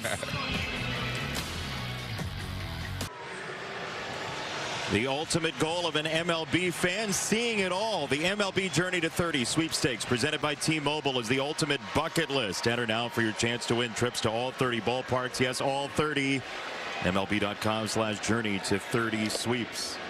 First pitch, strike to Freddie Freeman. We're in the 7th inning. It's 1-0 Yankees over the Dodgers. Los Angeles trying to sweep this 3-game series, including a doubleheader today. And Freddie Freeman, who can use the whole field as well as anybody, is down 2 strikes. I still feel he's an old school lefty. He's got a nitro zone down and in. But he can get inside the ball too and shove it off himself to left field. Takes in there, trying to tie him up. 1 ball, 2 strikes. You see the decrease in pull rate from last year. So fewer balls to right, more to left. It's the 3rd largest in baseball for a guy who's got over 2,500 hits, as his son's shirt now says. There's a swing and a miss. Strike 3. 1 down. Now a look at some fans enjoying tonight's game in Mookie's and Jazz's Corona Beach Connect Series jerseys. Learn more about this collection, co-designed by your favorite MLB players at coronausa.com. I'm gonna get my hands on that jersey. That's kind of fire. You like it? Yeah. We can get you one. They got XXX. Well, I'm a 2X now. I'm a 2X. Come on, Slim. Wait a second. Slim. Wait a second. Hey, I was too about an hour ago before you sent those cookies up here. Hold on. Mookie Betts drags it to the left side. That's Caballero. His throw is on target, and 2 down quickly in the Dodgers 7th. Boy, the Yankee bullpen has been nails. Yes, don't forget about us. You know, almost like a spring training game. Yeah, a little tag in, tag out.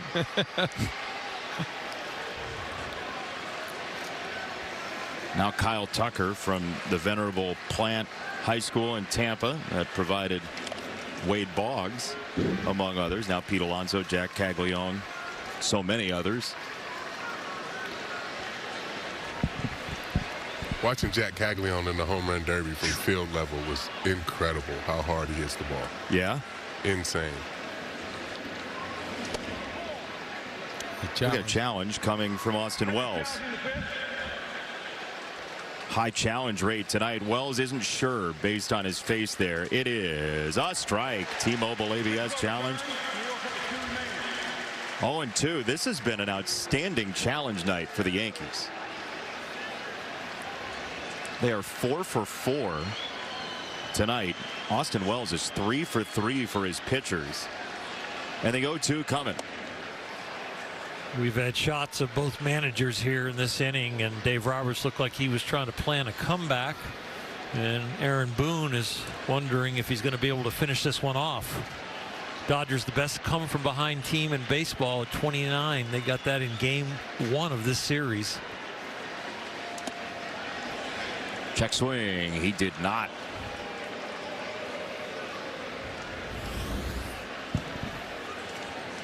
Talk to the Dodger roster about their comebacks, and they will tell you that they have no disbelief as far as coming back at any point in the game. 2-2. There is that slider from Hedrick that has been lethal this year. He is 6 up, 6 down tonight.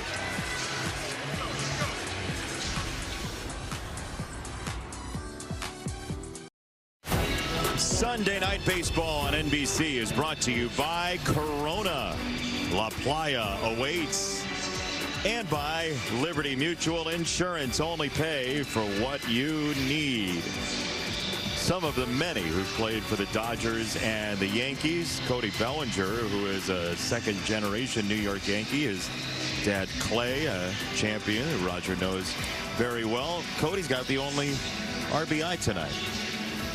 Well, it's gone as planned, I think, for both managers with putting these relievers into the game. Dave Roberts called it, and I got to think Booney's pretty pleased with his guys, too. They've all come in great situation and done their job. So it's 1-0 in the 7th inning, and Alex Vesia is the pitcher. He'll face Ben Rice, and Oral, this is an intriguing matchup with the way Ben Rice hits fastballs and the quality fastball that Vesia has. Alex has one of those high spin rate fastballs, so it maintains its altitude and fools the hitter. We'll see if he can do it with Rice, but won't be surprised if he throws some sliders low and away too. First pitch, changeup, and a challenge. Alfonso, an ABS challenge powered by T-Mobile. If it's not a strike, they're out of challenges. It is a strike.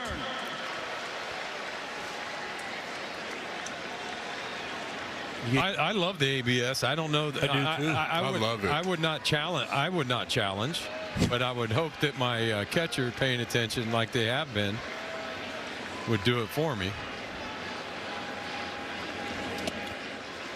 There's that fastball 0-2. I assume you would look in and say to your catcher every once in a while, why didn't you challenge? Yeah, Jace, I lost sight when my delivery for about half a second, 2 seconds maybe. I lost sight of the home plate. Then I picked the ball back up coming across the dirt and home. Really? The 0-2 slider is strike 3. That was masterful by Vesia. Hey, American Ninja Warrior is back with a triple threat, tougher obstacles, fresh faces, and 3-way races. American Ninja Warrior tomorrow on NBC and Peacock.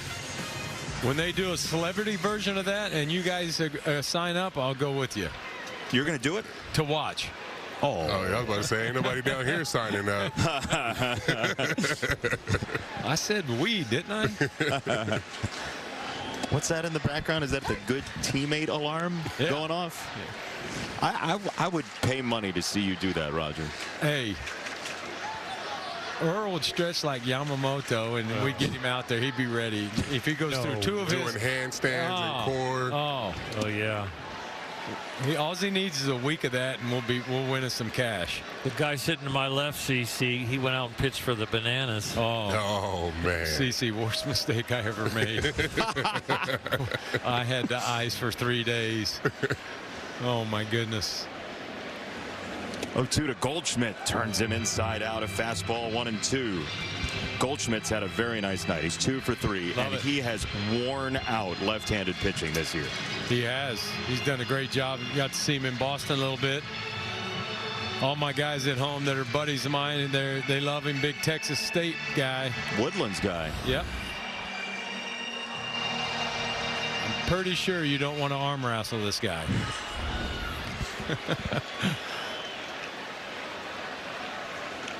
1-2. Swing and a miss. That thing exploded To Alfonso's mitt, strike 3. I mean, Vesey has looked great. I mean, he's using the changeup. He went changeup, heater, slider to Ben Rice, and he went first pitch changeup here to Goldschmidt and just blew him away with a heater right there with 2 strikes. But he's been using that changeup to his advantage these first 2 hitters and getting ahead with it for throwing it for strikes. Making the heater look triple digits. 2 down, Bellinger, a foul ball. 0-1 after this.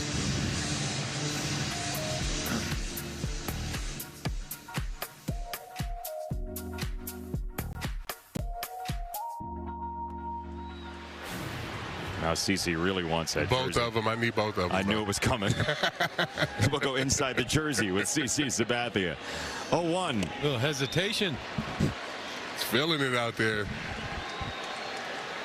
Only thrown 1 ball. I was thinking he was close to an immaculate inning. Could be 1 short. Gets him out here. On 2 strikes for Bellinger. He did get him. Vesey mows down the 2-3-4. He's got a little attitude too, this guy. He's kind of carrying his luggage coming off the field.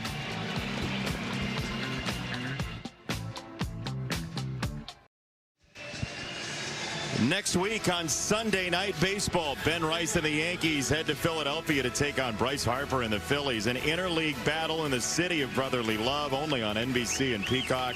Next week's booth, John Kruk, Joe Girardi, Joey Votto inside the pitch. Good luck on that. Yeah, thanks. So Fernando Cruz is coming in, and he's going to have to change gloves. So the umpire's discretion to force a pitcher to change glove based on color, as Tommy Edman is on to pinch hit. I'm going to read you the rule. No fielder, regardless of position, may use a fielding glove that falls within a Pantone color set lighter than the current 14 series. How did you find that? I mean, Tommy Edman, fly ball right field in a 1-0 game. We're now tied. I told you. Tommy Edman says goodbye, and we're even at 1. Now, if he had his other glove, it would have been a problem. Would have been a problem. But this is what Doc said. He wanted to see Tommy hitting better from the left side to, move him up in the order. So this is a great sign from him, taking Fernandez deep, taking Cruz deep right here. Well, he pinch hits for Rojas. He gets Edman up there to his strongest side. He doesn't lose anything defensively. And Tommy comes through, and he swung a hot bat in game 1 today, and he keeps it up coming off the bench there. We talked about the Yankee lineup and who's going to, drive in runs at the bottom of the lineup, but the Dodgers don't have that problem up and down the lineup. CeCe, that splitter has been so dynamic this year for Cruz. He gets so much swing and miss off of that thing, but Tommy Edman knew and had time to prepare with Cruz warming up, and he was all over the first splitter he saw. He was, and he had a good at-bat Friday night against him, too, and got a base knock off the splitter, too, so he's seen it. There's the really good version, 1-2 on Teoscar Hernandez off the 3rd career pinch hit home run for Tommy Edman.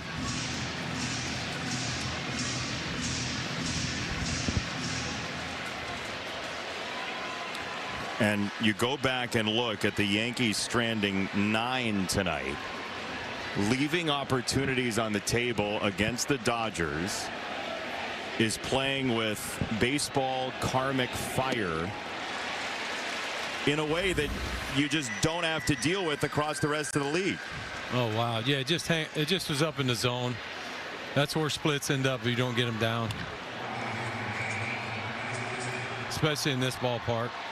I didn't think he hit it that well, and it still went 12 rows deep. But to be able to pinch hit for Rojas, not lose anything defensively, like you said, Oro, but still get that pop on from the left side from Tommy Edman. Again, just talking about the depth of the Dodgers. We got a challenge here. ABS challenge powered by T-Mobile. It's a strike. Austin Wells has been magnificent with challenges, but Orel, it's a great point by CC about the Dodgers' depth. Well, you know, if you're a utility guy / bench guy / starter, they keep everybody relevant. Dave Roberts was easy decisions here to keep certain guys like Miguel Rojas relevant. Got Alex Call in game 1 at the end of it. Tommy Edman played in game 1, batted in the 9 hole, and did really well, setting Ohtani up for them to score some runs with that big bat. I enjoyed the heck out of you guys when we went down to the manager's office and y'all peppered him with questions. Man, he answered every one of them. He was on just right on par on every one of them. Talking about his players, you could see how much he cared about them and putting them in great situations to win. I thought it was fascinating when we talked to him about the All-Star game and being the manager. He listed off a couple of guys that were younger NL players, like a Braxton Ashcraft from Cincinnati, who he had great conversation with him, Sal Stewart, among others. And Dave Roberts' message in part was just enjoy it. There's ball 4 inside. It's a walk for Muncy. Alfonso scheduled to bat after this. At Ace, no matter how you grill, we've got the perfect one for you. Because only your local Ace has all the best brands in one place, like Weber, Big Green Egg, Traeger, and Blackstone. That sounds pretty perfect. Ace is the place with the helpful hardware, folks. Dave Roberts making another move after Max Muncy's walk, bringing up Dalton Rushing.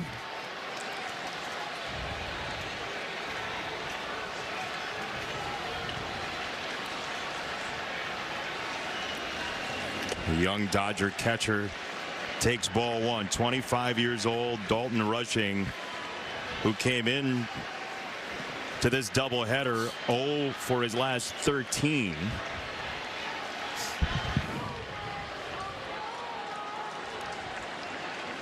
And a meeting coming at the mound. Rushing was 0 for 2 in game 1, but he did walk 3 separate times. A little conversation here at the mound for New York. I think it was a conversation that was ordered to give the bullpen a little bit of time and also to settle the pitcher down.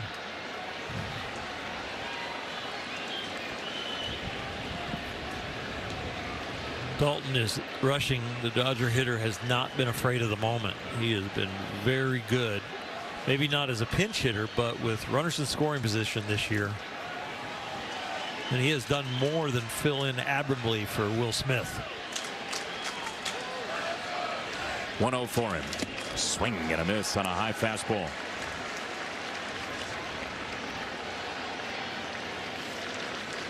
So Roger, you give up a homer on that splitter. You still have to believe in it, though. He's gone to it several times already.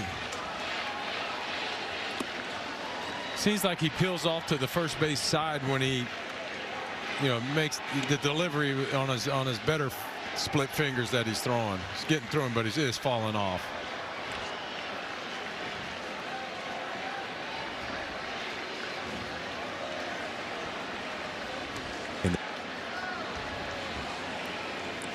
Two-1. That's high. 3-1. Doing it on his fastball too. I mean, this is, certain relievers, they can throw like this when your mechanics aren't great because you're only out there for 12 pitches, maybe 15. You start stretching them out a little bit further than that. Like I called it earlier, it looks like a blender with the lid off of it. That's unsafe. And so is this. Ball 4. 2 on. 1 out. Shohei Ohtani walks up to the plate. You got in this situation, you have to rely on your mechanics. It's so important. You get firm. It doesn't look like he's going to get a chance to.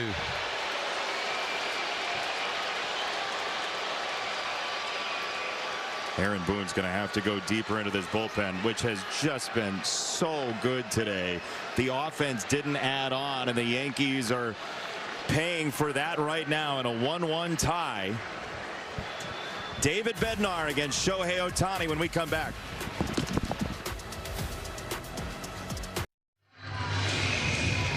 T-Mobile, America's best network, connects you to America's pastime. on, 1 out. The Dodgers are in comeback mode again, and it's David Bednar to face Shohei Ohtani. The Yankees closer is on to try to be the tourniquet for this 8th inning, and his first pitch is no good. Ball 1. Got my attention right here, CC. Yes, sir. Hey, this is the reason why I came up from Texas right here to see this matchup. It's a splitter that Ohtani misses. 1-1. Splitter that he was looking for too. He's late on it. The 4-time MVP Shohei Ohtani. He flinches and takes 2-1. Trying to move that eye level a little bit.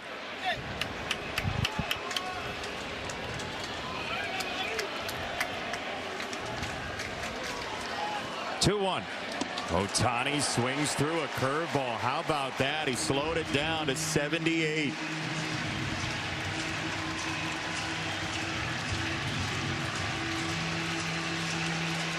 Tommy Edmonds' home run has tied the game. Ohtani trying to give the Dodgers the lead. In a day of baseball that started just after 12:30 in a doubleheader. Swing and a miss, a splitter. Bednar strikes out Ohtani. I'm just telling you, I'm looking at his back knee. What a great split right there. Started on the plate, ran away to the corner. Seemed like that at bat, he was looking for the split, but Bednar was just able to execute it, better. Sometimes when the hitter's looking for it, they tend to be in swing mode when that pitch comes up, but if you can execute it, you can get swings and miss like you did right there. Now the All-Star Andy Pages. I feel he's been on that knee all day. I mean, in that last long stride hitting first base, but he's the type of player that's not going to say anything, but I guarantee you that knee's got some fluid in it. A little sore. Yeah, he didn't pivot on his toe on that last one on the ball of his foot. It kind of froze the back heel.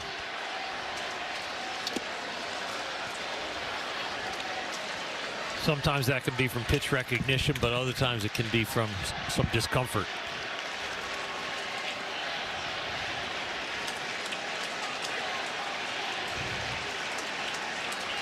One from Bednar.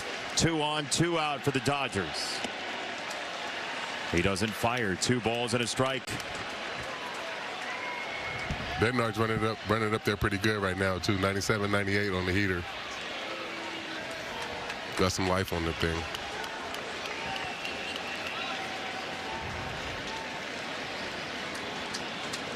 Two-one. David Bednar, one of the crown jewels of the Yankees trade deadline last year to help bolster a bullpen that has gotten them to 10 over 500 this year, behind 3-1 on Pages. Well, he comes in the game. He's pitching in an all-star game when you get these 3 hitters. The guy on deck, an all-star. The guy at the plate, an all-star. And the guy he just got out, an all-star. There's Freddie Freeman. Who's next?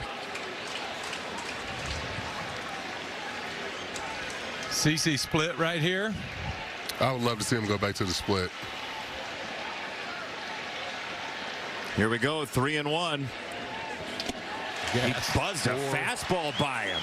Yes. Middle. Yeah. Well, he might not like Freddie Freeman standing there on deck. We're going to find out here in a minute.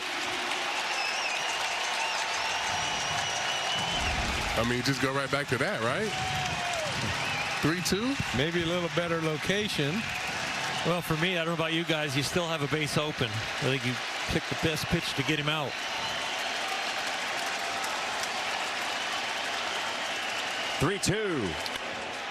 It's a fly ball, foul, first base side. Goldschmidt does not have room. If you're in a 1-1 game, you just can't give up a run, so you've got to get him out. I'm not giving in, even if it forces me to have bases loaded 2 out. And the way my team scores runs, absolutely. everything factors in right here. It's nice to see you and CC come clean. 3-2 from Bednar. It's a pop-up. First base side. Chisholm makes the catch, a daring catch. He lost his hat. The crowd may have lost its head if he didn't put it away. Inning over.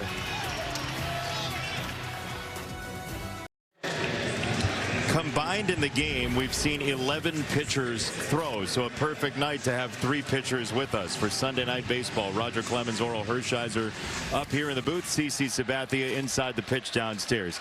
This has been a dandy of a baseball game. Phenomenally pitched. Tag team action from both bullpens to a 1-1 tie. This is the envy of Major League Baseball bullpen days for the other 28 teams across the league, and Evan Phillips is the 7th Dodger pitcher in game 2, and this embarrassment of riches only afforded to Dave Roberts because of Yoshinobu Yamamoto's complete game gem in game 1. Point on. It was a beautiful game he pitched. But you think about where Dave Roberts would have been without that in game 1. He could not have made these moves that he's making here.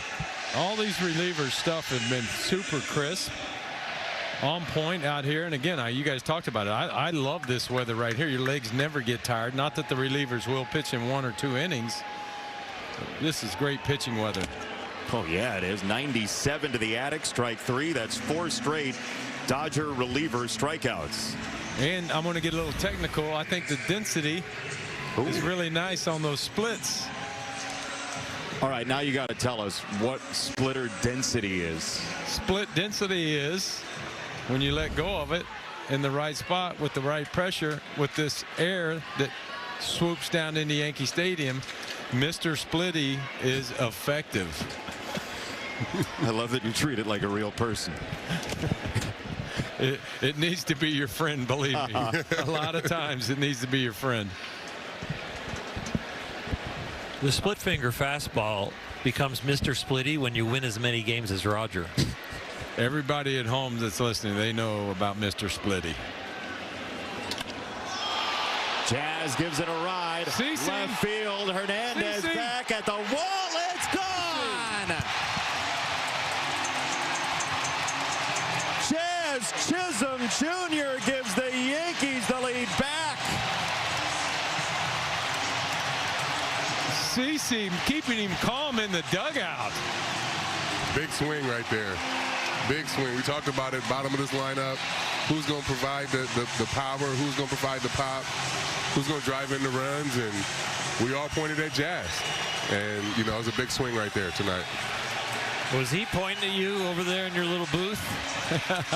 He's wanting some cookies. He's definitely going to get some cookies All now. right, send him back down right now. Coming down.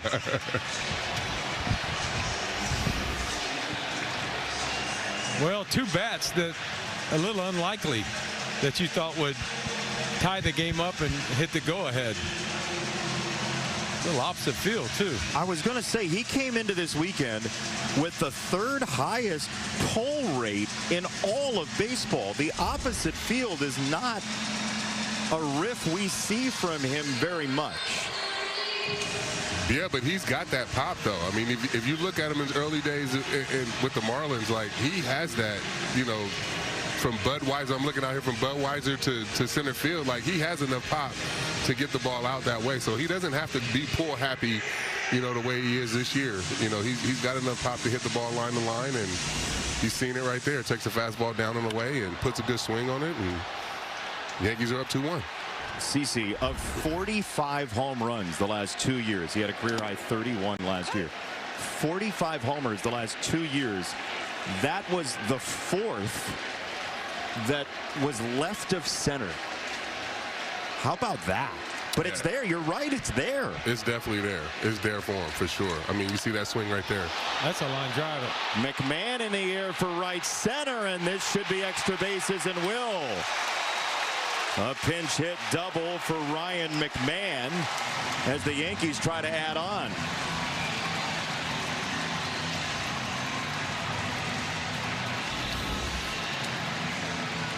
I mean, you go back to Chaz when he came here.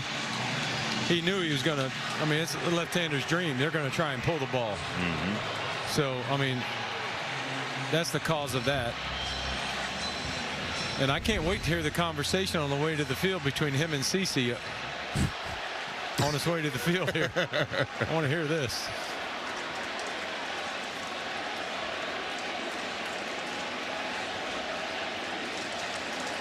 There are just some people, you all are some of them, where moments find you and you find moments, both. And Jazz Chisholm has been that kind of guy in his major league career. Great smile. Well, he's not scared of a moment. You can tell that. He enjoys playing baseball. He enjoys the spotlight. And he's not afraid to show it in his body language and in his face.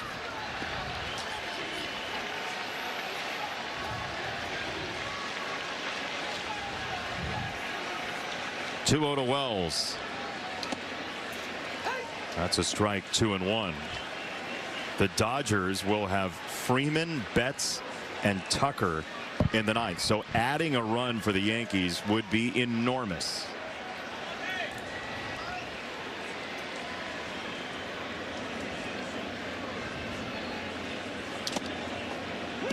Called strike. That was a tester on the outside corner. And Wells, who's perfect in challenges behind the plate, declines to there. We need just a little bit bigger secondary league out there at second base.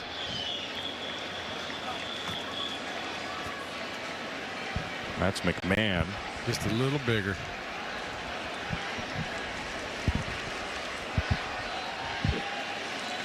Widen it by a couple steps.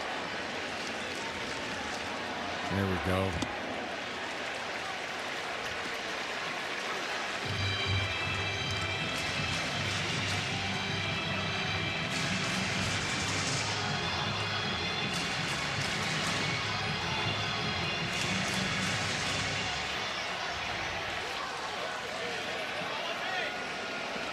If he swings here, this should be a foul ball. Beautiful. Ball 4, 2 on, 1 out. Caballero next after this. Want to stay up to date? Just tell Siri, show me today's MLB scores. Roger, why'd you say this should be a foul ball if he swings? Just a pitcher knowing what's going to happen. It's terrifying.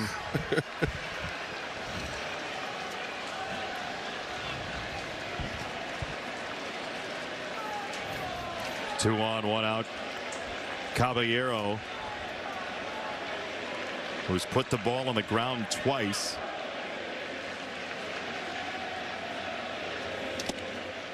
He takes a strike. Some big arms, man. It's incredible to watch these guys just pound the strike zone. They've done a very nice job, but it is really hard to get this many pitchers to be on their game when you have a bullpen game, and both sides have done a fabulous job of running guys out of the bullpen and having them be effective right away. But you're right, Oral, when it's a bullpen game, you need every single guy that's coming out of the bullpen to be on, have a, throw up a 0 for that inning for you to actually get a win. So it's tougher than people think that to have a bullpen game. Yeah, it really is not about the next pitcher. It's about the guy who's on the mound, because he sets up the next guy. If he gets the guys out he's supposed to get out, then management, pitching coach and manager, can choose the right guy for the next section. But when you have to bring guys in the middle of an inning, all of a sudden that can upset the whole pen and the rhythm of it. Well, Tapper over the mound. Caballero can really run, and a nice play by Edman to anchor himself to the bag to get at least 1 out. He was hoping that ball didn't dribble even further towards shortstop. Well, he can decide to hold the bag and let Mookie then flip it to him, or he can decide to take it himself. So this is a decision made as the ball hops over the mound. It's a good baseball clock and a nice decision because he's got soft hands, kept his foot on the bag. going to be very hard to record the out at either first or second if he lets that ball get to Betts. Second out brings up Trent Grisham, who's been very aggressive at the plate tonight. It's another good matchup.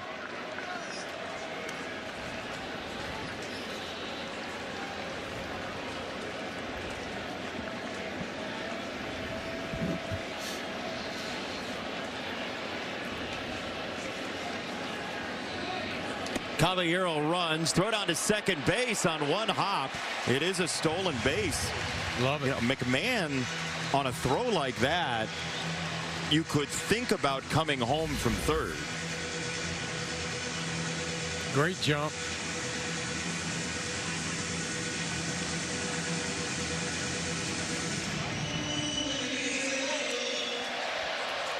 Great defensive plays and aggressive base path can get you out of a bad stretch. Mookie just did an advertisement for his new glove company also. Yeah. Using that all year. That one stuck right in there. Yeah, sales are now up 8% over the last 5 minutes for he and his buddies from Nashville. I'm hoping to get a new glove out of it. You see who's coming up. Mookie's in the middle of it. This is a pivotal batter. Trent Grisham trying to add on with 3, 4, and 5 looming. That's a strike.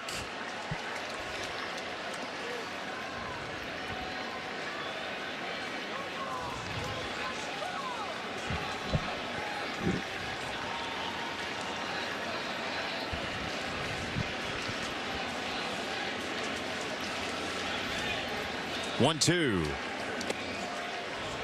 He missed. Yankees are in the middle of a stretch of 22 straight games against teams that are 500 or better. Every win you can pick up, with the Rays losing, the Red Sox white hot, so important. 2-2. That was a good pass there.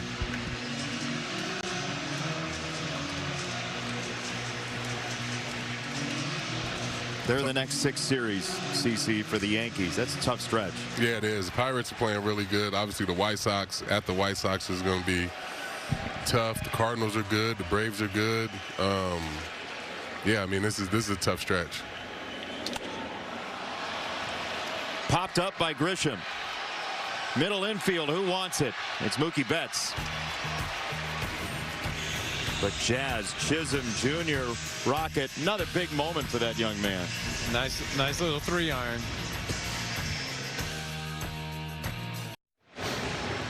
The Dodgers have used all 27 outs to their advantage in a big way this year, and they'll try to do it again tonight after the Jazz Chisholm Jr. home run to give the Yankees the lead in the bottom of the 8th. It's Freeman, Betts, and Tucker for the best team in baseball, the Dodgers. Dodgers are 2-34 when they trail after 8. So you're saying they got a chance?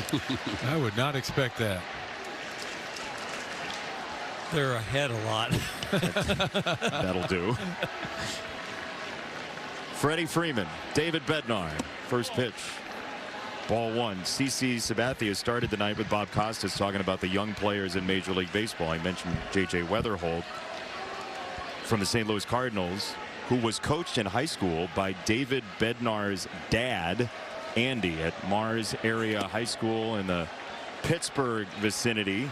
It is a baseball family, and Bednar got traded here from hometown Pittsburgh at the deadline last year and has really stabilized this bullpen. He's behind Freeman 2-0.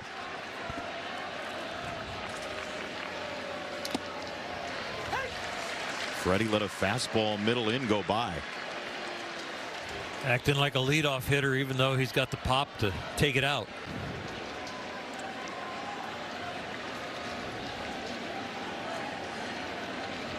Two-one. There's that split. He took the 2-0 fastball, which is definitely easier to hit than a 2-1 splitter. Now you're in battle mode. Putting him away with a better splitter, Roger? Has to. Ooh, oh boy. Yeah, you talk about putting your hand on the stove. That was dangerous.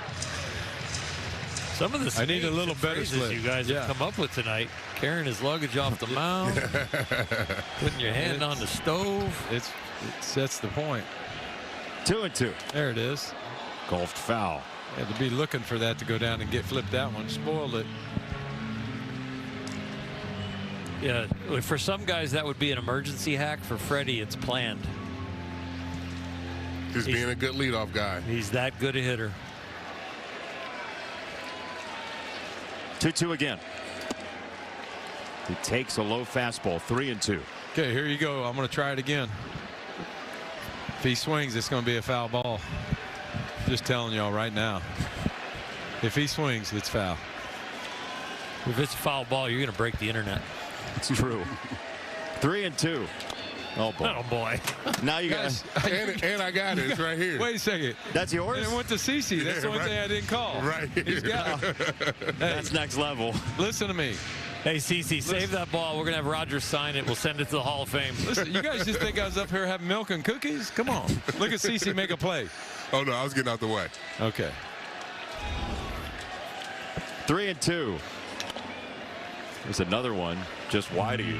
You didn't call 2 foul balls. I don't need to. It's like shaking twice when you're on the mound. He was thinking it, though. You know it's coming.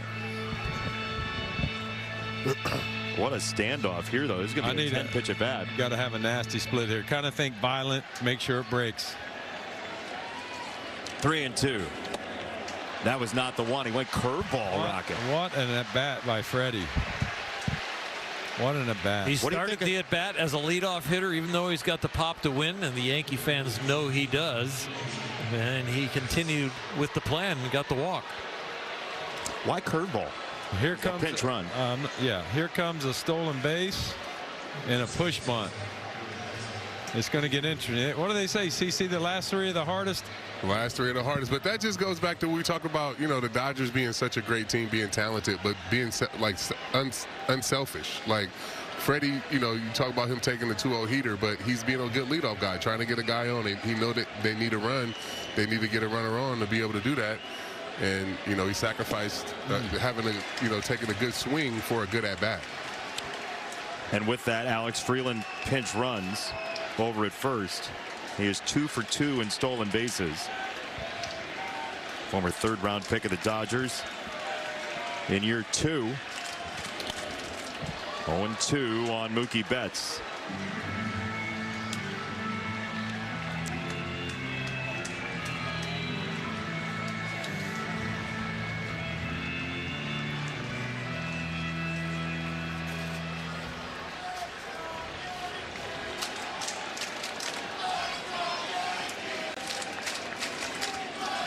Swing and a miss off that splitter. Strike 3, 1 gone.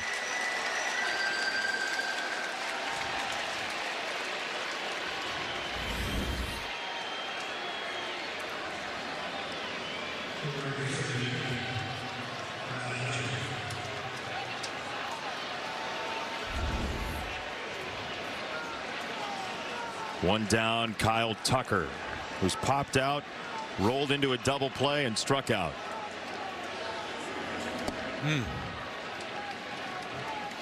First pitch splitter. He preloads that splitter. Any way to get a close up on his hand when he preloads that split finger on the mound? I'd like to see it, and the viewers probably like to see it. Almost. 1-0. He preloads it on his hip when he gets the ball back. Meaning? That it's his easiest pitch to get to.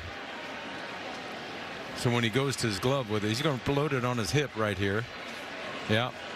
So he's got a little seam on his middle finger.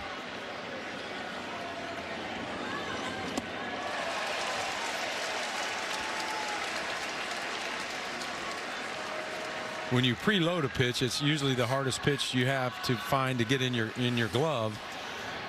and he's able to come set and go to his curveball, his fastball without showing it. Freeland was leaning. Boy, he was going to go, it looked like. And Bednar, whether he was told by PitchCom and Wells or on his own, he threw to first. Sounds like there was a verbal sign, the heads up for that secondary lead that was a little early before the pitch. Over to first, Goldschmidt turns it to second to get one there. Caballero does a little salsa step for out number 2, a little side step to clip the bag, and 2 down. Great footwork here at second base. Goldie kind of guided that one down to second. But from down here, from this angle, where Freeland kind of ran right in Goldie's like throwing path, so it was actually kind of a good throw and a great play by Caballero to be able to get that out. He did guide it over there, but I was like, from this angle, you can see where Freeland was literally running where there was nowhere for him to throw the ball.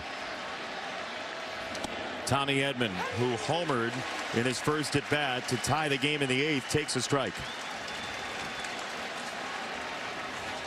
Yankees have lost 9 of 10 in this ballpark. They need a win badly. And they're 1 strike away.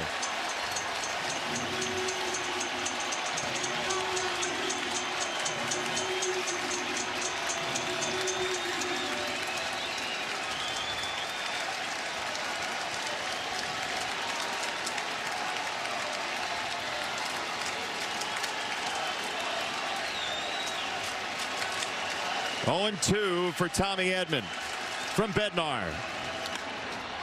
It's a high fly ball, left field. Who wants it? Oh, boy. That's what it takes for the Yankees to beat the Dodgers. It was chancy, but 2-1 your final score. Great ball game, boys. Enjoyed it. Thanks for the invite again, and some great insight from my fellow pitcher mates. Just a great ball game, 2-1. Good for the Yankees. They need to keep it up, especially here at home. The Yankees need to salvage the split. They do. Dodgers win the series. They get on a bus to Philadelphia to take them on, and then they come back to New York to face the Mets to end this road trip for them. The Dodgers will end the night still with the best record in Major League Baseball. A bullpen day that was really well pitched across the board. 2-1 the Yankees win. And we will step aside. CC Sabathia should have a post-game interview. We have a lot more to come from Yankee Stadium. 2-1 the Yankees win on a Jazz Chisholm Jr. home run. Stick around after the game and check out your Peacock Picks of the Week. There's a lot to unpack in the 5-Star Weekend. Stream the new original series starring Jennifer Garner now. Then you wished for this. The hit thriller Obsession is waiting for you. And Micah Monroe and Tyreek Withers star in the moving film Reminders of Him, now streaming on Peacock. Our TikTok play of the game, brought to you by our friends at TikTok. Jazz Chisholm Jr. off of Evan Phillips to left field for a home run, and the Yankees took the lead for good. Couple rows back. 2-1 your final score, and moments ago Jazz Chisholm Jr. caught up with our own CC Sabathia downstairs. Yo, Jazz, take us through the homer in the 8th. What were you looking for during that at-bat? I just knew he had a great fastball, and I was just all over it, just waiting on him to throw me one that I could hit, and I got one, and I got it. It's been you guys been grinding a little bit this summer. You know, it's the dog days of summer. What have you guys been doing to stay positive right now? And I mean, I feel like we just stay together, man, just trusting in the next guy and just moving forward past all the bad things that happened in the first to start a new second half. And a big win like this against a good team like that, can this momentum help you guys in the second half? Oh, yeah, for sure. I feel like this is a big win, and I feel like going into the next series, this is a big one right now. All right, appreciate you. Keep going, bro. CC, Jazz, thank you. 2-1 your final score. Rocket, Yankees get a big win that they needed. That was a great win for them. I still think the Yankees are going to win the East. You're going to see these two teams matching up again. And I guess Chaz is going to be wearing those ankle biters, those new pinstripes he's got on. You got to keep them, right? Got to keep them on. Oral, by the way, total panic button right now for the Dodgers. They lost a game. Yeah, the first one in the second half, but they win this series on the road. It's a good start to the road trip for them. But yeah, a little disappointing today with the offense. Didn't get a hit with the runner in scoring position. You know, the home run by Tommy Edman was really nice, but to get this whole deep lineup firing on all cylinders, they'll look for that going into Philly. What a phenomenal baseball game to share with you, gentlemen. Thank you so much. As we say farewell next weekend, join us on Peacock and NBCSN for Sunday leadoff, the Guardians and the Rays. Then in primetime on NBC and Peacock, the Yankees take on the Phillies on Sunday night. Baseball coverage starts 7 p.m. Eastern. John Kruk, Joe Girardi, Joey Votto together for that ball game. For Oral Hershiser, Roger Clemens, CC Sabathia, Bob Costas, I'm Jason Benetti. You've been watching Sunday Night Baseball on Peacock, presented by Capital One. What a night.